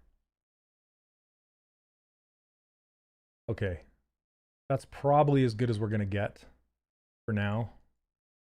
I could probably cut this one more time in half and cut this one more time in half. Let's just see what happens. Easy remesh is not better than Z remesh. It is more controllable. Yeah, for the most part. I'm going to turn on double so we can see this. And then I'm just going to cut this right here. Okay, another thing you can do, well, it's going too far up. Sorry. See, sometimes you got to do this. I'm actually glad I'm running into problems, because you will most likely run into problems. And this is how to fix it, or at least attempt how to fix it. Okay. There's another thing too that's called, it's a curve. It's like a slice curve brush, where you can slice curves through here. It works pretty good too. Let's see. So I want to adjust these spans a little bit. Let's see. So I'm going to hide this. That's not what I wanted to do. Sorry, bear with me here. I'm just going to add to this selection right here. Okay. Yep, edge loop mask border does work as well. And I'll do that with this one up here. But so I'm going to invert that and put this in its own group. I'm just going to widen this out a little bit, so it's not putting so much stress on this red one, right? And I'm going to cut into the pink with this green one. So I'm going to hide this green one, or teal, whatever color that is. Okay, also one thing to note is you do not want rogue groups. So if you had like a couple triangles, in a second, I'm just going to hide this. I'm holding down Control plus Shift with this select lasso, and then I added Alt to it to hide it. Then I can invert that selection and put that whole thing into a new polygroup like this. And that will most likely get us a better result, just so it's not getting so squished down in here. Come on, hide, hide. There we go. I'm just turning my camera so I can clip across here. I'm just hiding. Whoops. And another thing I do as well is I will use the straight edge of the lasso select quite a bit. So if I hold down Control plus Shift, and see when I drag, it has a straight edge on that right hand side. I can't point to it, but right here. I use that a lot. So like, for example, I'll start over here, and then I'll drag up through this space, this like a little river, and then down, and it'll give me this really nice sharp edge through there. Okay. Except for I want to hide that, not show it. Wanting to take this and just widen it out back here. That's not doing it. Okay. I'm just trying to give me more of a wedge like this. There we go. Okay, hopefully that's going to work. And then this pink, we'll see how that goes. And I can always split these in half. So the edge loop mask border, let me show you that. So if I mask this piece right here, okay, what I can do is I can add to this mask. And the mask lasso has a similar functionality. So I can, see how I move my camera so I can slice right through this leg evenly? Okay, as evenly as I can. And then I'm going to hold down Control for mask, and then just kind of drag a mask around here. I don't want to go to the neighbor side. So right through here, and see I used that straight edge right there. I'm going to mask that. And then I'm going to invert this mask. Okay, and then I don't know if this is going to work or not, but I'm going to try edge loop mask border right here. Yeah, see it made, I don't want that. See that little tiny green poly group that I'm left with right through here? That's going to cause me some crazy grief if I Z remesh that, because it's going to try and keep that group, and it will make a mess through there. I don't want to Just trust me, I don't have time to show you, but okay, but edge loop mask border works really well if you want to just make a mask like this. Well, let's just do a pen. Like if you want to do like some kind of a poly loop, you could do edge loop mask border, and it puts a border around it and masks it and makes a new poly group out of it, which is super handy for doing work like this. But for now, what I'm going to do is isolate this, and then I can just hide a portion of it, not with mask, with select lasso, hide a portion of it, Control W. I know this is way technical. Okay, I'm just cutting this up into loops. I'm almost like, it might even be faster to re-topologize this by hand at this point. Okay, but I'm wanting to walk you through all this stuff. I probably would have given up by now and just moved on, but I want to show you all of these things so you have them in your bag of tools. Okay, so let's now go ahead and do the easy remesh it with Tessimation and see what we get. Should be a much better result, but fingers crossed. Box of chocolates, like I said. I was just about to say the slice curve brush for the polygroups. Yeah, James, I want to show you that. I forgot to show you guys that. But there's this brush that will only give you a polygroup with a slice through it, and that's a pretty fast way to do it. Okay, yeah, it's still giving us some grief, but whoa. Okay, so there must have been a rogue group right here. So I just took Sculptris Pro and just kind of smoothed that out so it wouldn't give us any more grief. Yeah, because you can do that. You can come back in here if you see any of this mess. You can kind of just, it's gonna redo that anyway. So let's just do it again. Pretty clean.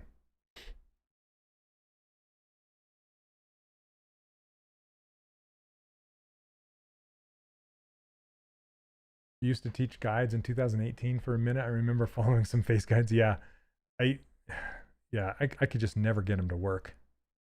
Man, it's still giving me grief. I don't know what's going on.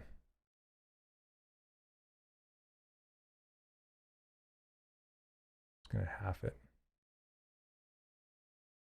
Yeah, it's not gonna give me what I want. It's too bent. The leg is too bent. So I'm gonna try one thing just before we move on. Okay, I'm gonna try one thing. I'm gonna clear all of these groups, clear all of the creases, and I'm gonna run a guide down here just for fun because I want to see if they fixed it. Maybe they did. Oh, Neil, thank you. Yeah, sometimes changing the smooth group slider helps it as well. Yeah. You're right. eRemesher sets it to 0. Oh, interesting. Okay, so this is a guide. You essentially guide it like this. And you can put little guides down and on the back side of it, guide it. I guess I could go like this too if I wanted to. I'll just go straight down so it matches the other side. And then what Neil's talking about is, see the smooth groups right here? It will smooth between the groups based off what number this is. 0 will match your polygroups better, whereas 1 will match, it'll just smooth everything out more. Okay, so yeah, that is something to try. But let me just Z-remesh this and see what we get with kind of a 0.5 in here. Should be fast. Yeah, it's better than what we were getting, but we still have a rogue pole right there. That's not too bad. See these diamonds? These diamonds right here? Those are not the best, but it's okay. Better than what we were getting, and it's still flowing around here. So I think we're good enough. Okay, so now I think I've shown you everything except for the slice curve brush. Is it slice rectangle, slice curve right here? So essentially that's what slice curve does. If I hold down Control plus Shift, I can just drag through here and make some slices, and that's just a really fast way. It doesn't work with symmetry, so you're gonna have to mirror and weld it, but that's a really fast way to add some polygroups with slicing. So, okay. Anyway, moving on. It's not the, like I said, ZRemesher, sometimes it gives me great results and sometimes not. And sometimes I'm just like, I'm just going to go retopologize this by hand. This is driving me crazy. Okay. Oh, excuse me. Okay, let's see. Unhide the body. Now at this point, that's why I was debating whether or not I should show it to you then or later, because it's not stitched to the body. So I'm going to have to stitch it after I do the remesh of this body, right? So it's all a matter of like, when do you want to remesh? When do you not want to remesh? Remeshing will give you a nice, smooth, clean surface. See this?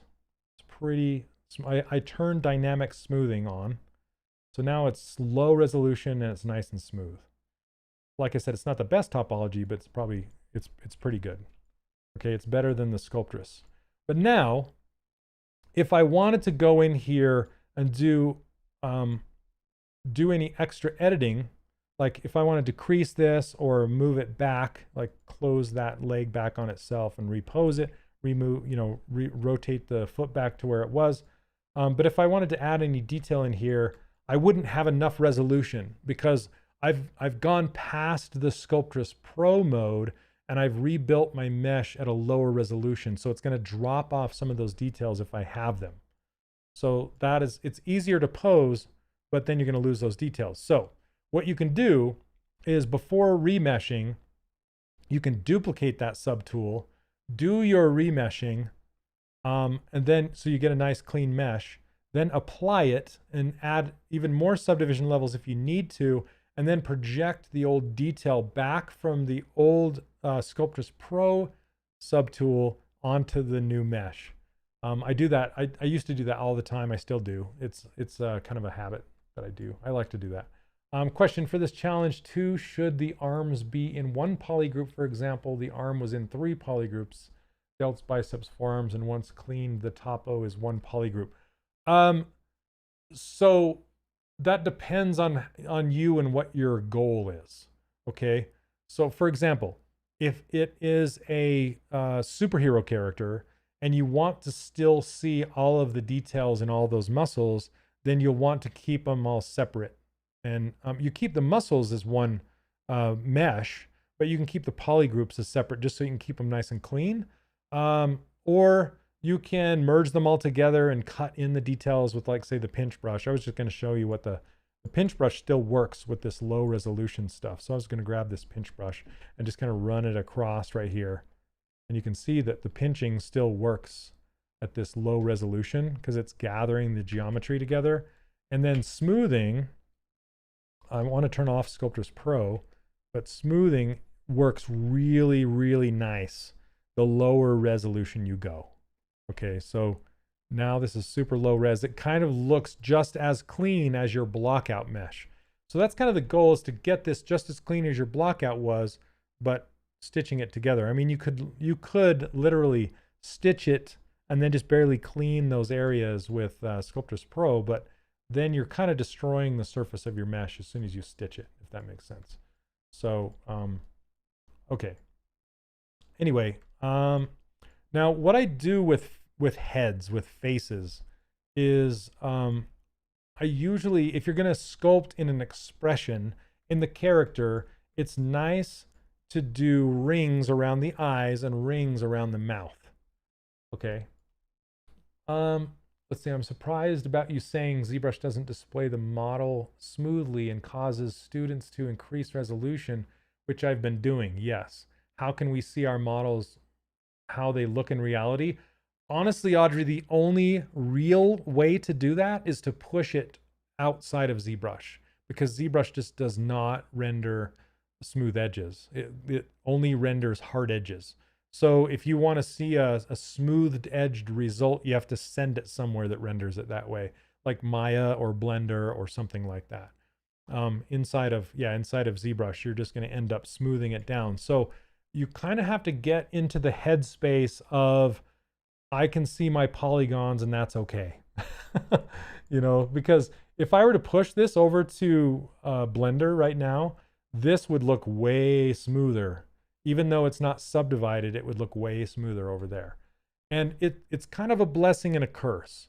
It's good because you can you don't have to put yourself in that headspace. You can just see it for what it is. But at the same time, you're like, it's much better to see the facets as a sculptor because you can see how clean the sculpt is. A smooth surface will hide some of the flaws and it won't be as smooth. So it's good and it's bad. I wish ZBrush had a smoothed edge mode that you could turn on, but it just doesn't. That's one thing I wish it had. Okay. So with this, I want to open his mouth. So I'm just going to pull this mouth down a little bit.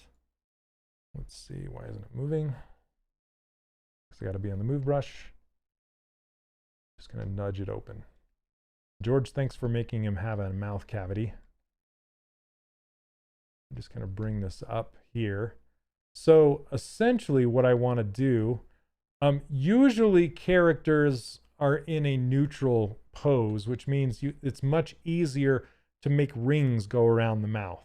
But in a case or an instance like this, a mouth like this makes it very, very difficult to make rings go around. It's possible, but it's difficult. Okay. And you also need, there's like a band of loops that you want to cross the nose bridge and go down around the outside of the mouth down to the chin. And that's another one that we'll want to put in here, and it will cross across the nose and go across this kind of chin or cheek meat right here, and then come across here and go down. So Edwin asks, so the faceting is due to the zoom factor regardless of size of the mesh? No, the faceting is due to the density of the mesh and the way it's being displayed inside of ZBrush. So inside of something like Maya or Blender, you can display these edges as smoothed edges, even at the same density, and it will look much smoother, right? In ZBrush, the only way you can make it look smoother is by subdividing it down more and displaying. This is still a hard edge surface now, even though I added dynamic subdivision, it's still displaying it as a hard edged mesh, but since I've subdivided it, it's showing it as smooth, right? Because they're smaller, all the edges are way smaller. So it's best, honestly, just to be okay with it not being super smooth. It can have a little bit of faceting in there and it's okay. Because when you get it over to like Blender or somewhere else, it's going to look way better. I hope that makes sense. Okay. And notice I have not combined these pieces.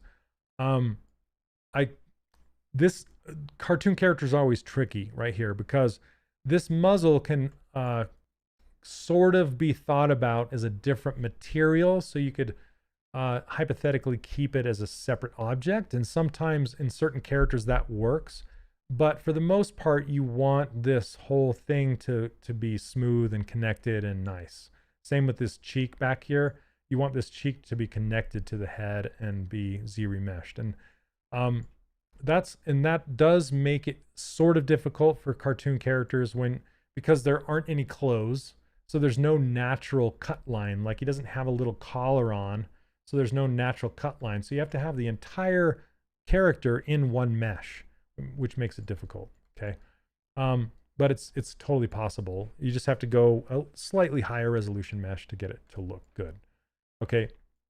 And then in the fingers, you'll want to spread the fingers out away from each other just a little bit because it's the same with the leg. You don't want to stitch your fingers together, and you don't want your lips to be closed because you don't want to stitch them together, if that makes sense. And then same with your armpits for these arms.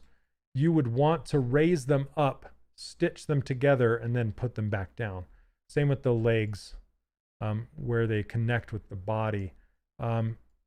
This isn't too bad. You could probably stitch those in and get away with it, but maybe pull them out a little bit, stitch them together, and put them back down.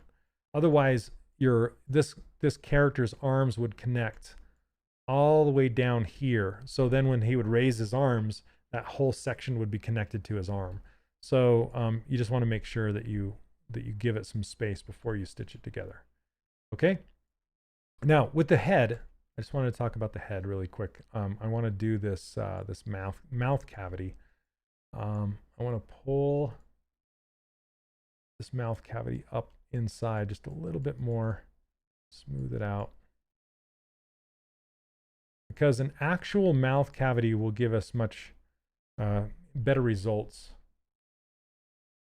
because it'll give the Z-remesher a place to go. And the hardest part for a Z-remesher to solve is in this creased area. So a lot of times you'll want to model your characters in a more neutral position with, instead of in the smile. It's hard with cartoon characters because they're always in that smile. So that can be considered their neutral pose, right? And a lot of times I will leave it that way because it's not often a cartoon will do a full-on ooh, you know, like, and if they do, they're drawn in 2D so they can get away with it. But in 3D, it's best to start somewhere between a ooh and an E is what the phonemes are called, right?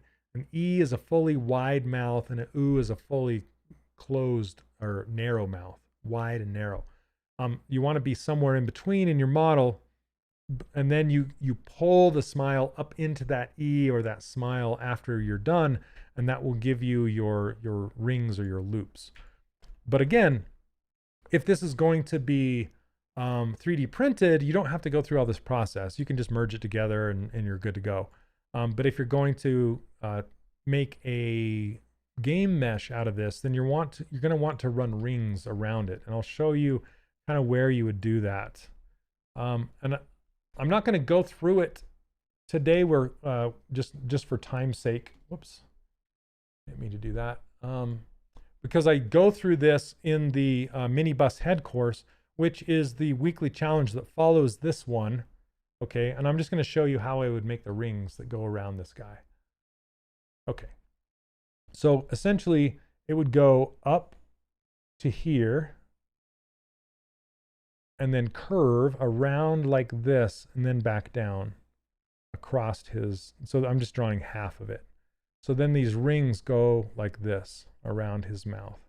And you'll want to do this in, if you're going to retopologize his mouth by hand, if you ever get to that point and you want to do that, you want to animate a character like this, you'll want to make the ring shaped like this. And you will want the points or the edges to match the same number on the top as you do the bottom. So if this is the middle, you want it to match.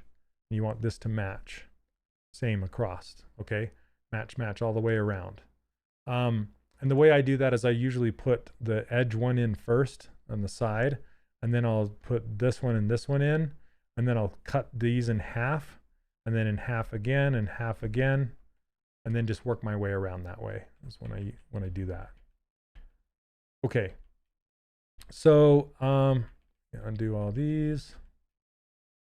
Okay, actually, yeah, after you have that ring, then you go to the next ring up, the next row.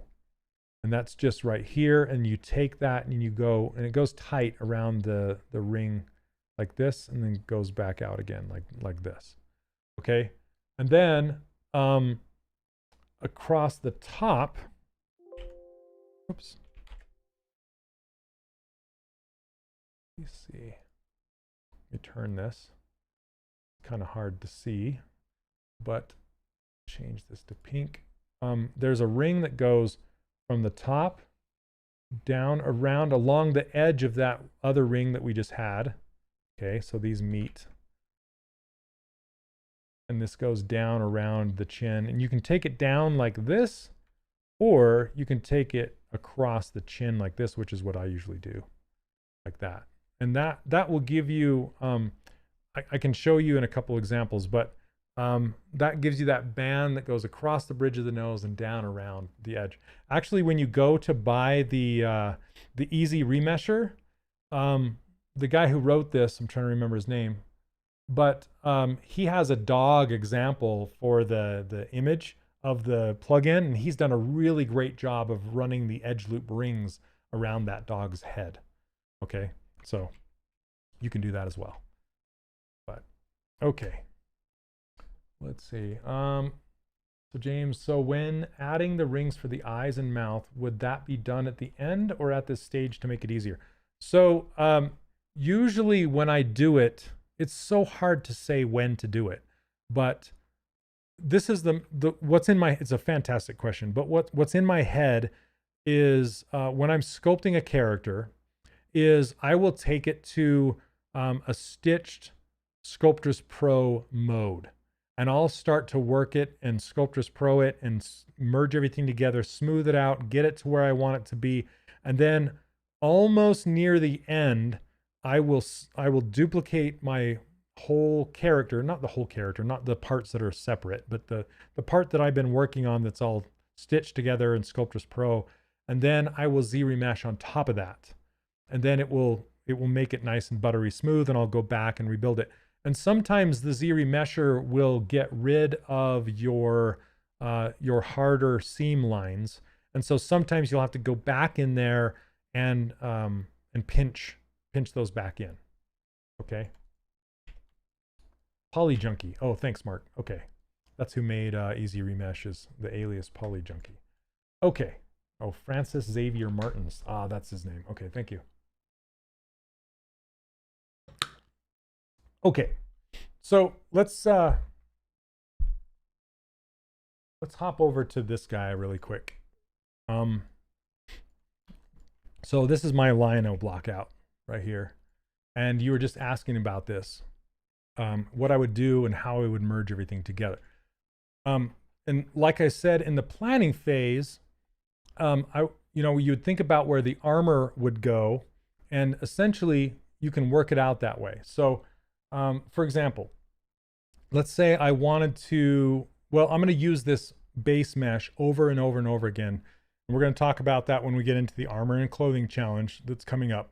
But you'll want to prep this and think about where it's going to go from here. Okay, so say I wanted to make that armband that goes around here and cut away his hand and cut away his arm. Okay. What I can do is I can duplicate this, because I never want to get rid of my original. I want to keep that up there for safekeeping, because I'm going to come back to it over and over and over again. But say I want to stitch this together now, okay, and then just use the parts that I need. So again, dynamic is turned on, which is most likely what you're going to have unless you did it in Blender. You can hit apply and then go down here to geometry and then hit delete lower like this, okay? And you can see some of the densities are different. You can tessimate it at this point, or you can just stitch it at this point. It doesn't really matter. Okay, I'm just for the sake of this demo, I'm just going to stitch it. So let's send the gizmo home, reset it, click the gear, remesh by, not by Dynamesh, remesh by Union. Okay, it's going to stitch everything together really nice, hopefully. Okay, and now I need to find that gear. It's kind of hidden, and then hit accept, and then turn symmetry back on. Okay, so now what I can do is, this is all stitched together. So now I can go into full-blown Sculptress Pro mode if I want to. I can start like figuring out where these arms are going to end or where the bracers are going to be. I can build those bracers right on top of this mesh now. Or I can start, and after I build the bracer, then I'll know where I need to split this hand off of, or I can just cut it right now. It doesn't matter. And basically what I can do is I can use this trim curve brush. I love this brush because it allows you to, I'm going to turn off symmetry for a second, and I'm going to work on this hand over here. But what it allows me to do is I can just cut right through here, and it will just lop it off like this. Okay, and you'll notice it went all the way through, and then I can hide. Well, let's see. Go back to select and hide this. And now we just have our hand. Okay, and you'll see that using that trim curve brush, what it does is it fills this cap in with a poly group. Okay. And then this is essentially what I did for the slides for the demo, is I cut his hand like this, and then I it's all stitched together. So now I can use my Sculptress Pro and Tessimate and everything, and I can just go to town using all that stuff like this. Just start to smooth it down if I want to. It's a little too heavy-handed, but these are all stitched together. I left these cubed fingers like this on purpose because I wanted to show you what happens if you don't bury your objects into each other enough. So if I start to smooth it down, you can still do it, but it's kind of giving me this this back and forth kind of warble. It's not, I wanted to keep that nice knuckle, so I'm gonna have to come back in here and sculpt it back in. But yeah, I can just kind of go over this and just, you can see how it just kind of smooths everything out. You got to be careful because it'll start to do what Dynamesh does. It'll start to close gaps if I'm not careful. See that? It'll just build and close that gap all the way up there like that. So be cautious when you're having things too close. I would almost want to go back in there, move my fingers apart and do it again. But just so I can not be so cautious about it. And then just kind of smooth all this down. And this is, at this point, this is where you can start just, like say if you accidentally left some things out of your block out, or not accidentally on purpose, I guess, if you want to say that.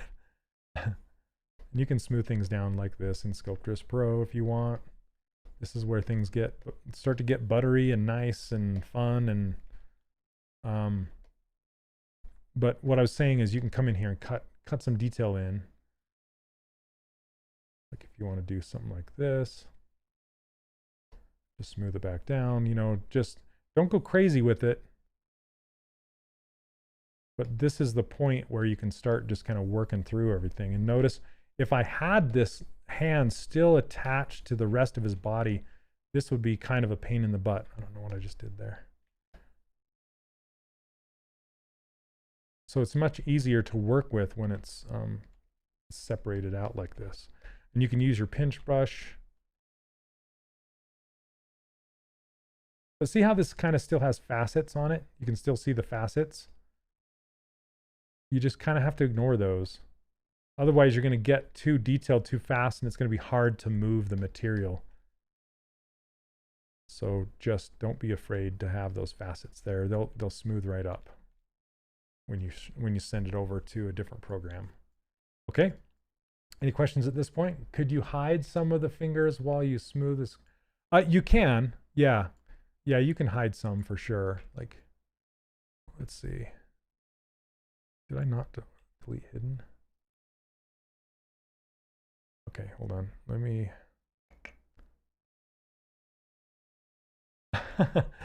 Yeah, Buttery Stage is so fun. This is my funnest stage too. I really like it. Because you can get, and you won't run out of geometry either.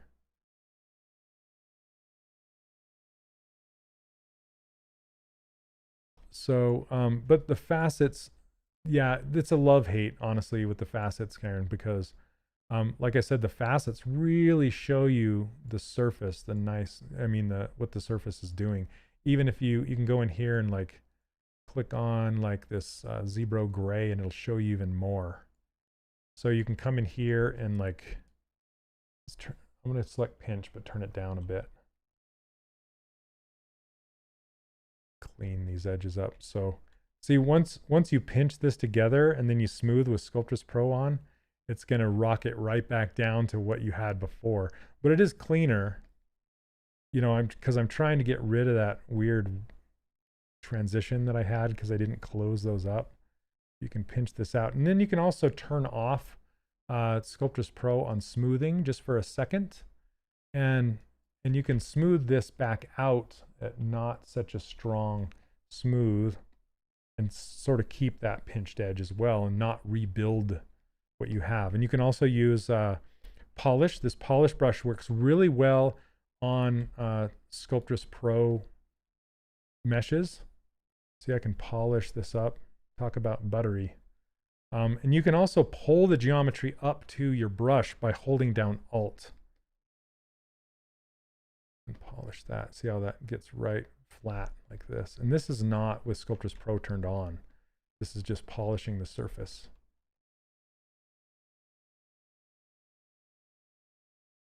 So anyway, I really like that polish brush, but you can get pretty out of control pretty quickly with it.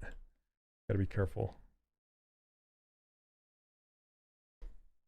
And basically it holds whatever edge you start on. So if you start on this this plane down here and you start to head upwards, that's where it's gonna bring that plane and keep it going. Do you ever use polygroup it? I find it useful sometimes to cut back in polygroups if I'm heavy into Sculptris Pro, but I want polygroups back. Matt, I have not. You're talking about where you draw the dark lines and then you hit polygroup it? So Easy Remesh has this thing built into it called polygroup it from paint. And basically what Matt's talking about is pretend that I didn't have these nice polygroups like so. Basically what I can do, and if I want to redefine my polygroups, I can use polygroup it. And thank you, Matt, by the way. I can use the polygroup it to redefine them. So, and I want to show you what happens. Like this Sculptris Pro is rolled all the way to the left. I can't go any further left. And what if I want smaller triangles than this? And I'm going to show you, this is part of the polygroup it demonstration, but I need to scale up my entire model to get smaller triangles. And I want to get smaller triangles just to hold this color a little bit more. Okay. So what do I do? So I have the original body and I have this hand that I'm working on, right? But I need to move them all and scale them all up. And what I do is I leave the ruler. Okay, I'm going to take this ruler and mask it off. It's already masked off because what I'm going to do is use the pizza boxes to grow it, to scale it up. But I don't want to move the ruler. Never move the ruler, okay? That's kind of a guide. Don't move the ruler. I'm going to grab this body and put the gizmo back down to the center of the world. Turn pizza boxes on. That's this transpose all selected subtools. Turn that on. Make sure the hand is showing. And then scale it up. Okay, I like to try and hit an even number with it, like maybe like a 2. That's all you really need. It's hard to get an even number, but just kind of so you know where you started at. Okay, something like this. Turn pizza boxes back off. And now when I use my Sculptris Pro with my character this big in the world, it's going to since I moved it up by a factor of 2, then it's going to be half as small. So now if I smooth this out, see that? The triangles are smaller. And if I want to get smaller, then I have to scale it up even more. So that's how it's a total pain in the butt. I've talked to Pixelogic about this, and they just kind of shrug and say, well, it is what it is. So unfortunately, that's kind of how it works. But if you want to get more dense triangles, then that's kind of what you have to do. Okay, so, and the reason I want more dense triangles is because I want to paint some color on here to give my polygroups a way to flow around here. And I'll show you how to do that. Okay, so essentially you grab this paintbrush. Well, let's fill it with white first. So we're on white, fill object, and then we're going to go to black. I guess I can just hit switch color to black. Grab this hard paintbrush, and hard paintbrush works with Sculptris Pro. So you can actually draw a color on here like so. Okay, and basically what you can do, I'll just do a really light example. Make my brush smaller. I'm going to polygroup that goes down between the thumb right here. Say I can make it come over here and go up. I don't know. Let's do a better job. Okay, this doesn't have to be precise. This is just kind of sort of getting us what we want. And I could put some around all these fingers, but I'm just going to do one there and one here, maybe. Just for funsies. Can you then scale down the object to the correct size if needed? Yes. Or only after making the new polygroups? No, it's almost like only after you're done using Sculptress Pro, because Sculptress Pro is what's tied to the triangle size. So yeah, make sure you're done using Sculptress Pro, and then you can shrink it back down and do your Z remeshing and subdivisions, because Z remeshing is also kind of tied to scene size as well. So you'll want to shrink that back down to the size that you're going to want to have it. Okay, so these are going to be dumb polygroups, but I'm going to hit polygroup it from paint, and it basically takes it outside and into an add-on, and then brings it back in and puts different polygroups based off those paint lines. So that is another way to do your polygroups if you want. If you're missing them or you need to add them back in, that's a good way to do it. So hopefully that makes sense. Okay. So then you can, but it does use poly paint. So you can just switch color and fill the object back to get that back. And now I still have my polygroups.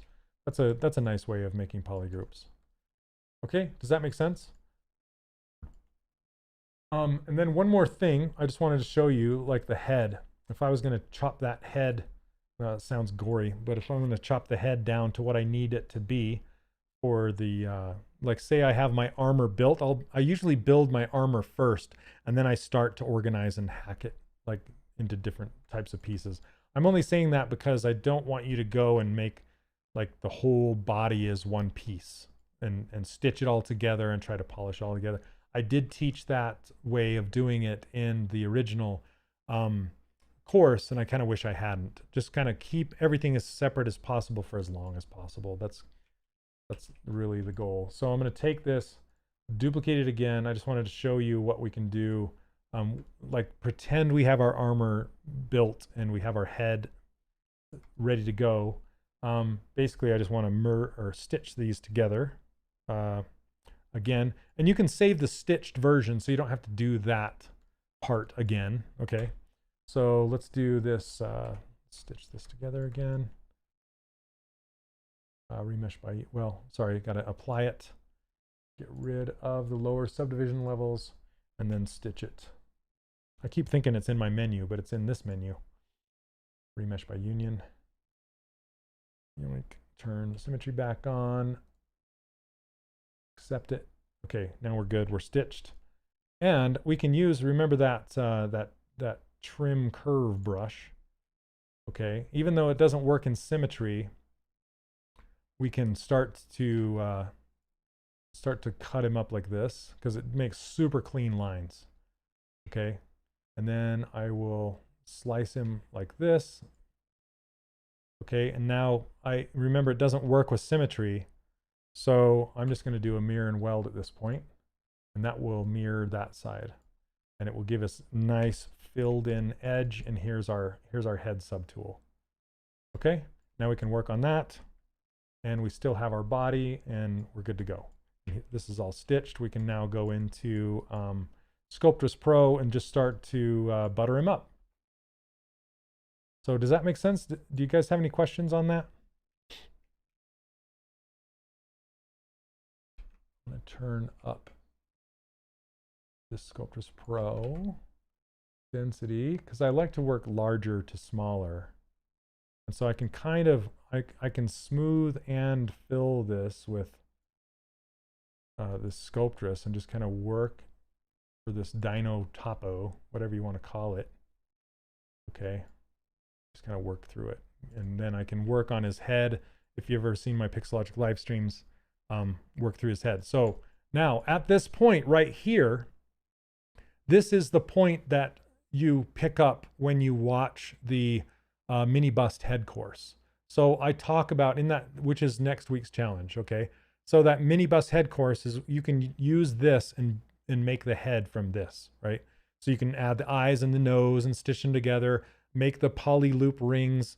There's actually a lesson on how to do the poly loop rings of a face inside the course, and you can watch that. And that's kind of the natural progression of this. I just wanted to make sure that you understood how to stitch your objects together.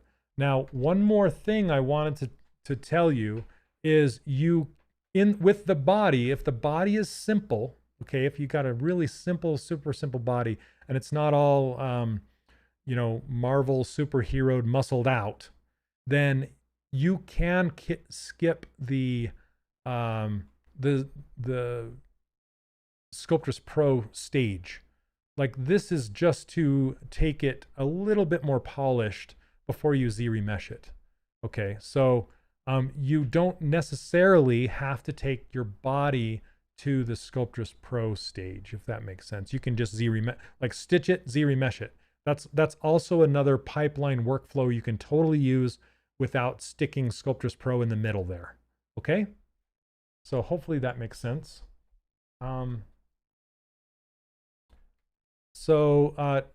Yeah, I just want to look at this, like say this leg, for example. Let's say I want to do something with this leg without, like, because it's going to be stuck in that boot, right? And then it goes goes hidden up underneath his skivvies here. Okay, so let's duplicate this. And then I swear I wasn't going to go 3 hours, but it looks like another 3 hours of training. So thank you all for still hanging out with me. Hopefully this is good, more good stuff. Okay, so I duplicated this guy off, and now I want to, let's solo it. Okay, I just want to work with the legs. I'll hide everything that's not what I want. Whoops, I don't mean to slice that. I need to select. I'm just hiding everything that I don't want, like so. And then delete hidden. Okay, and now we have these legs, and we're going to hit apply just like we did before, and then delete the lower. So we have, these are the legs are this dense now. Did I do delete hidden? I think okay, I did. All right, so now we have these poly groups, and we don't necessarily want these poly groups where they are. So if I Z-remesh this, it's going to kind of make a mess. Okay, and I haven't stitched it yet either. I need to stitch it. So let's stitch it together. Remesh by union. And Dynamesh is still a very valid workflow if you so choose. And I told you why I don't really use Dynamesh that much anymore, but if you like it and you use it, don't feel like a bad person. Just use what you want to use. And I, just know that the advantages and disadvantages of it. Okay. Okay, so these are stitched together, and now I can just run a light tessimation across the top of it.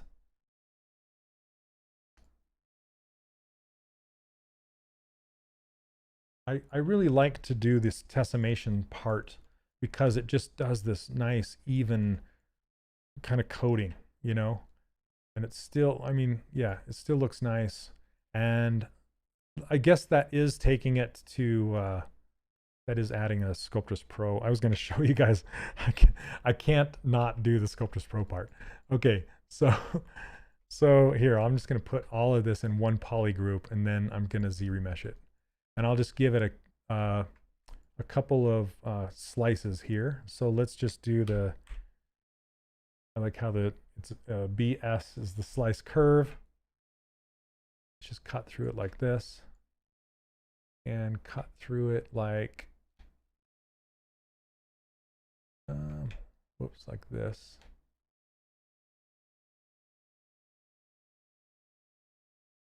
And I'm just kind of giving the slicer something to follow. Remember, slice curve doesn't work with symmetry, so I'm just focusing on this left leg here. And I'm just slicing through it like this. That's not going to work. Maybe from the side I can do this. And you'll notice when I do this slice curve, it does not destroy poly groups that are already there, which is awesome. That's great. And I could cut this flat too. So I could use this trim curve and just trim it off. Then that way the Z-remesher will have a much easier time doing it. Let's look at, I'm going to unhide this. And I could, there is a way, well, I was just going to slice it through here.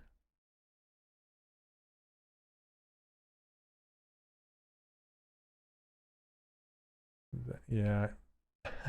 It's tricky because I can't see the front, like how it would slice through. I'm just trying to give it a nice cap. I can barely see it. That'll work. Okay. So now we have this. It looks like I accidentally made a rogue group up here, and that's okay. So if you ever make a rogue group, okay, and you don't want to keep it, what you can do is zoom in close with select rectangle, and then hold down Control plus Shift and just click on a sharing point. So a point that's shared between two polygroups, click on that. And what it's going to do is isolate those two groups, right? And then just hit Control W to put that rogue group into the group you want it to be in. Okay, so now we need to do a mirror and weld, and we're in action. Okay, so now we have our legs that we could keep, and we can just do duplicate these. Okay, we have solo turned on. We're just going to run Z remesher. Okay, we can do this. I'm just going to run easy remesh it and see what we get. It could be bad, could be good. We never know because it's a box of chocolates, right? Z remesher. It's a love-hate relationship with that thing. I love it when it gives me the goods, but when it doesn't, oh my gosh, I could scream. This is not bad, actually. Not bad, not bad. Okay. So now I can start from here. I can add a subdivision. It looks like it didn't keep groups, and that's okay. I don't know why. I think I had keep groups turned off naturally, but that's okay. Sometimes keep groups can mess you up and sometimes not. But see, it still kept enough of that detail, and that's what you want, is the nice transition, the buttery transitions between your block out pieces. And now if there's areas that you can still see too much, you can smooth those out. Just make sure you turn Sculptris Pro off again. Okay, so we turn that off. And now we have our goal. We've reached our goal. We have a what? A low resolution. I sound like the guy on Ferris Bueller. And we have a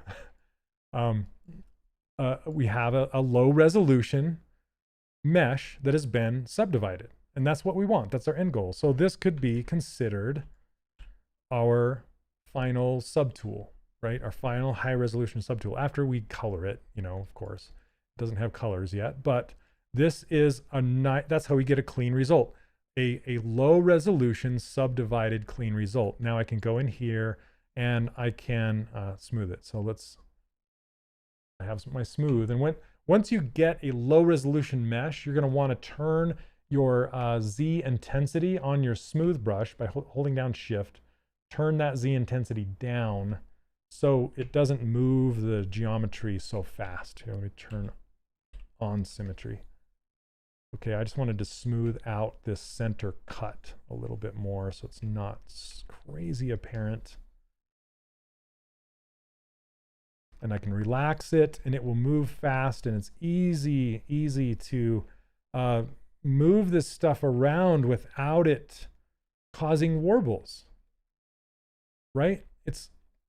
This is what I'm talking about. This is where it's nice. It's nice right here.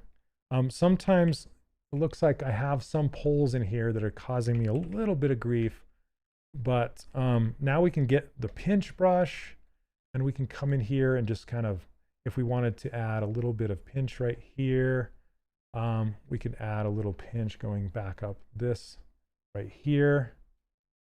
See how clean and precious?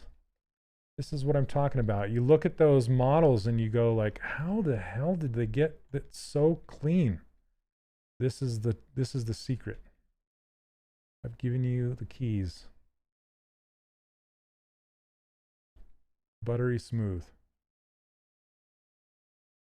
Right? And if I didn't want this in the center, I could grab move, just kind of move, fill in that gap,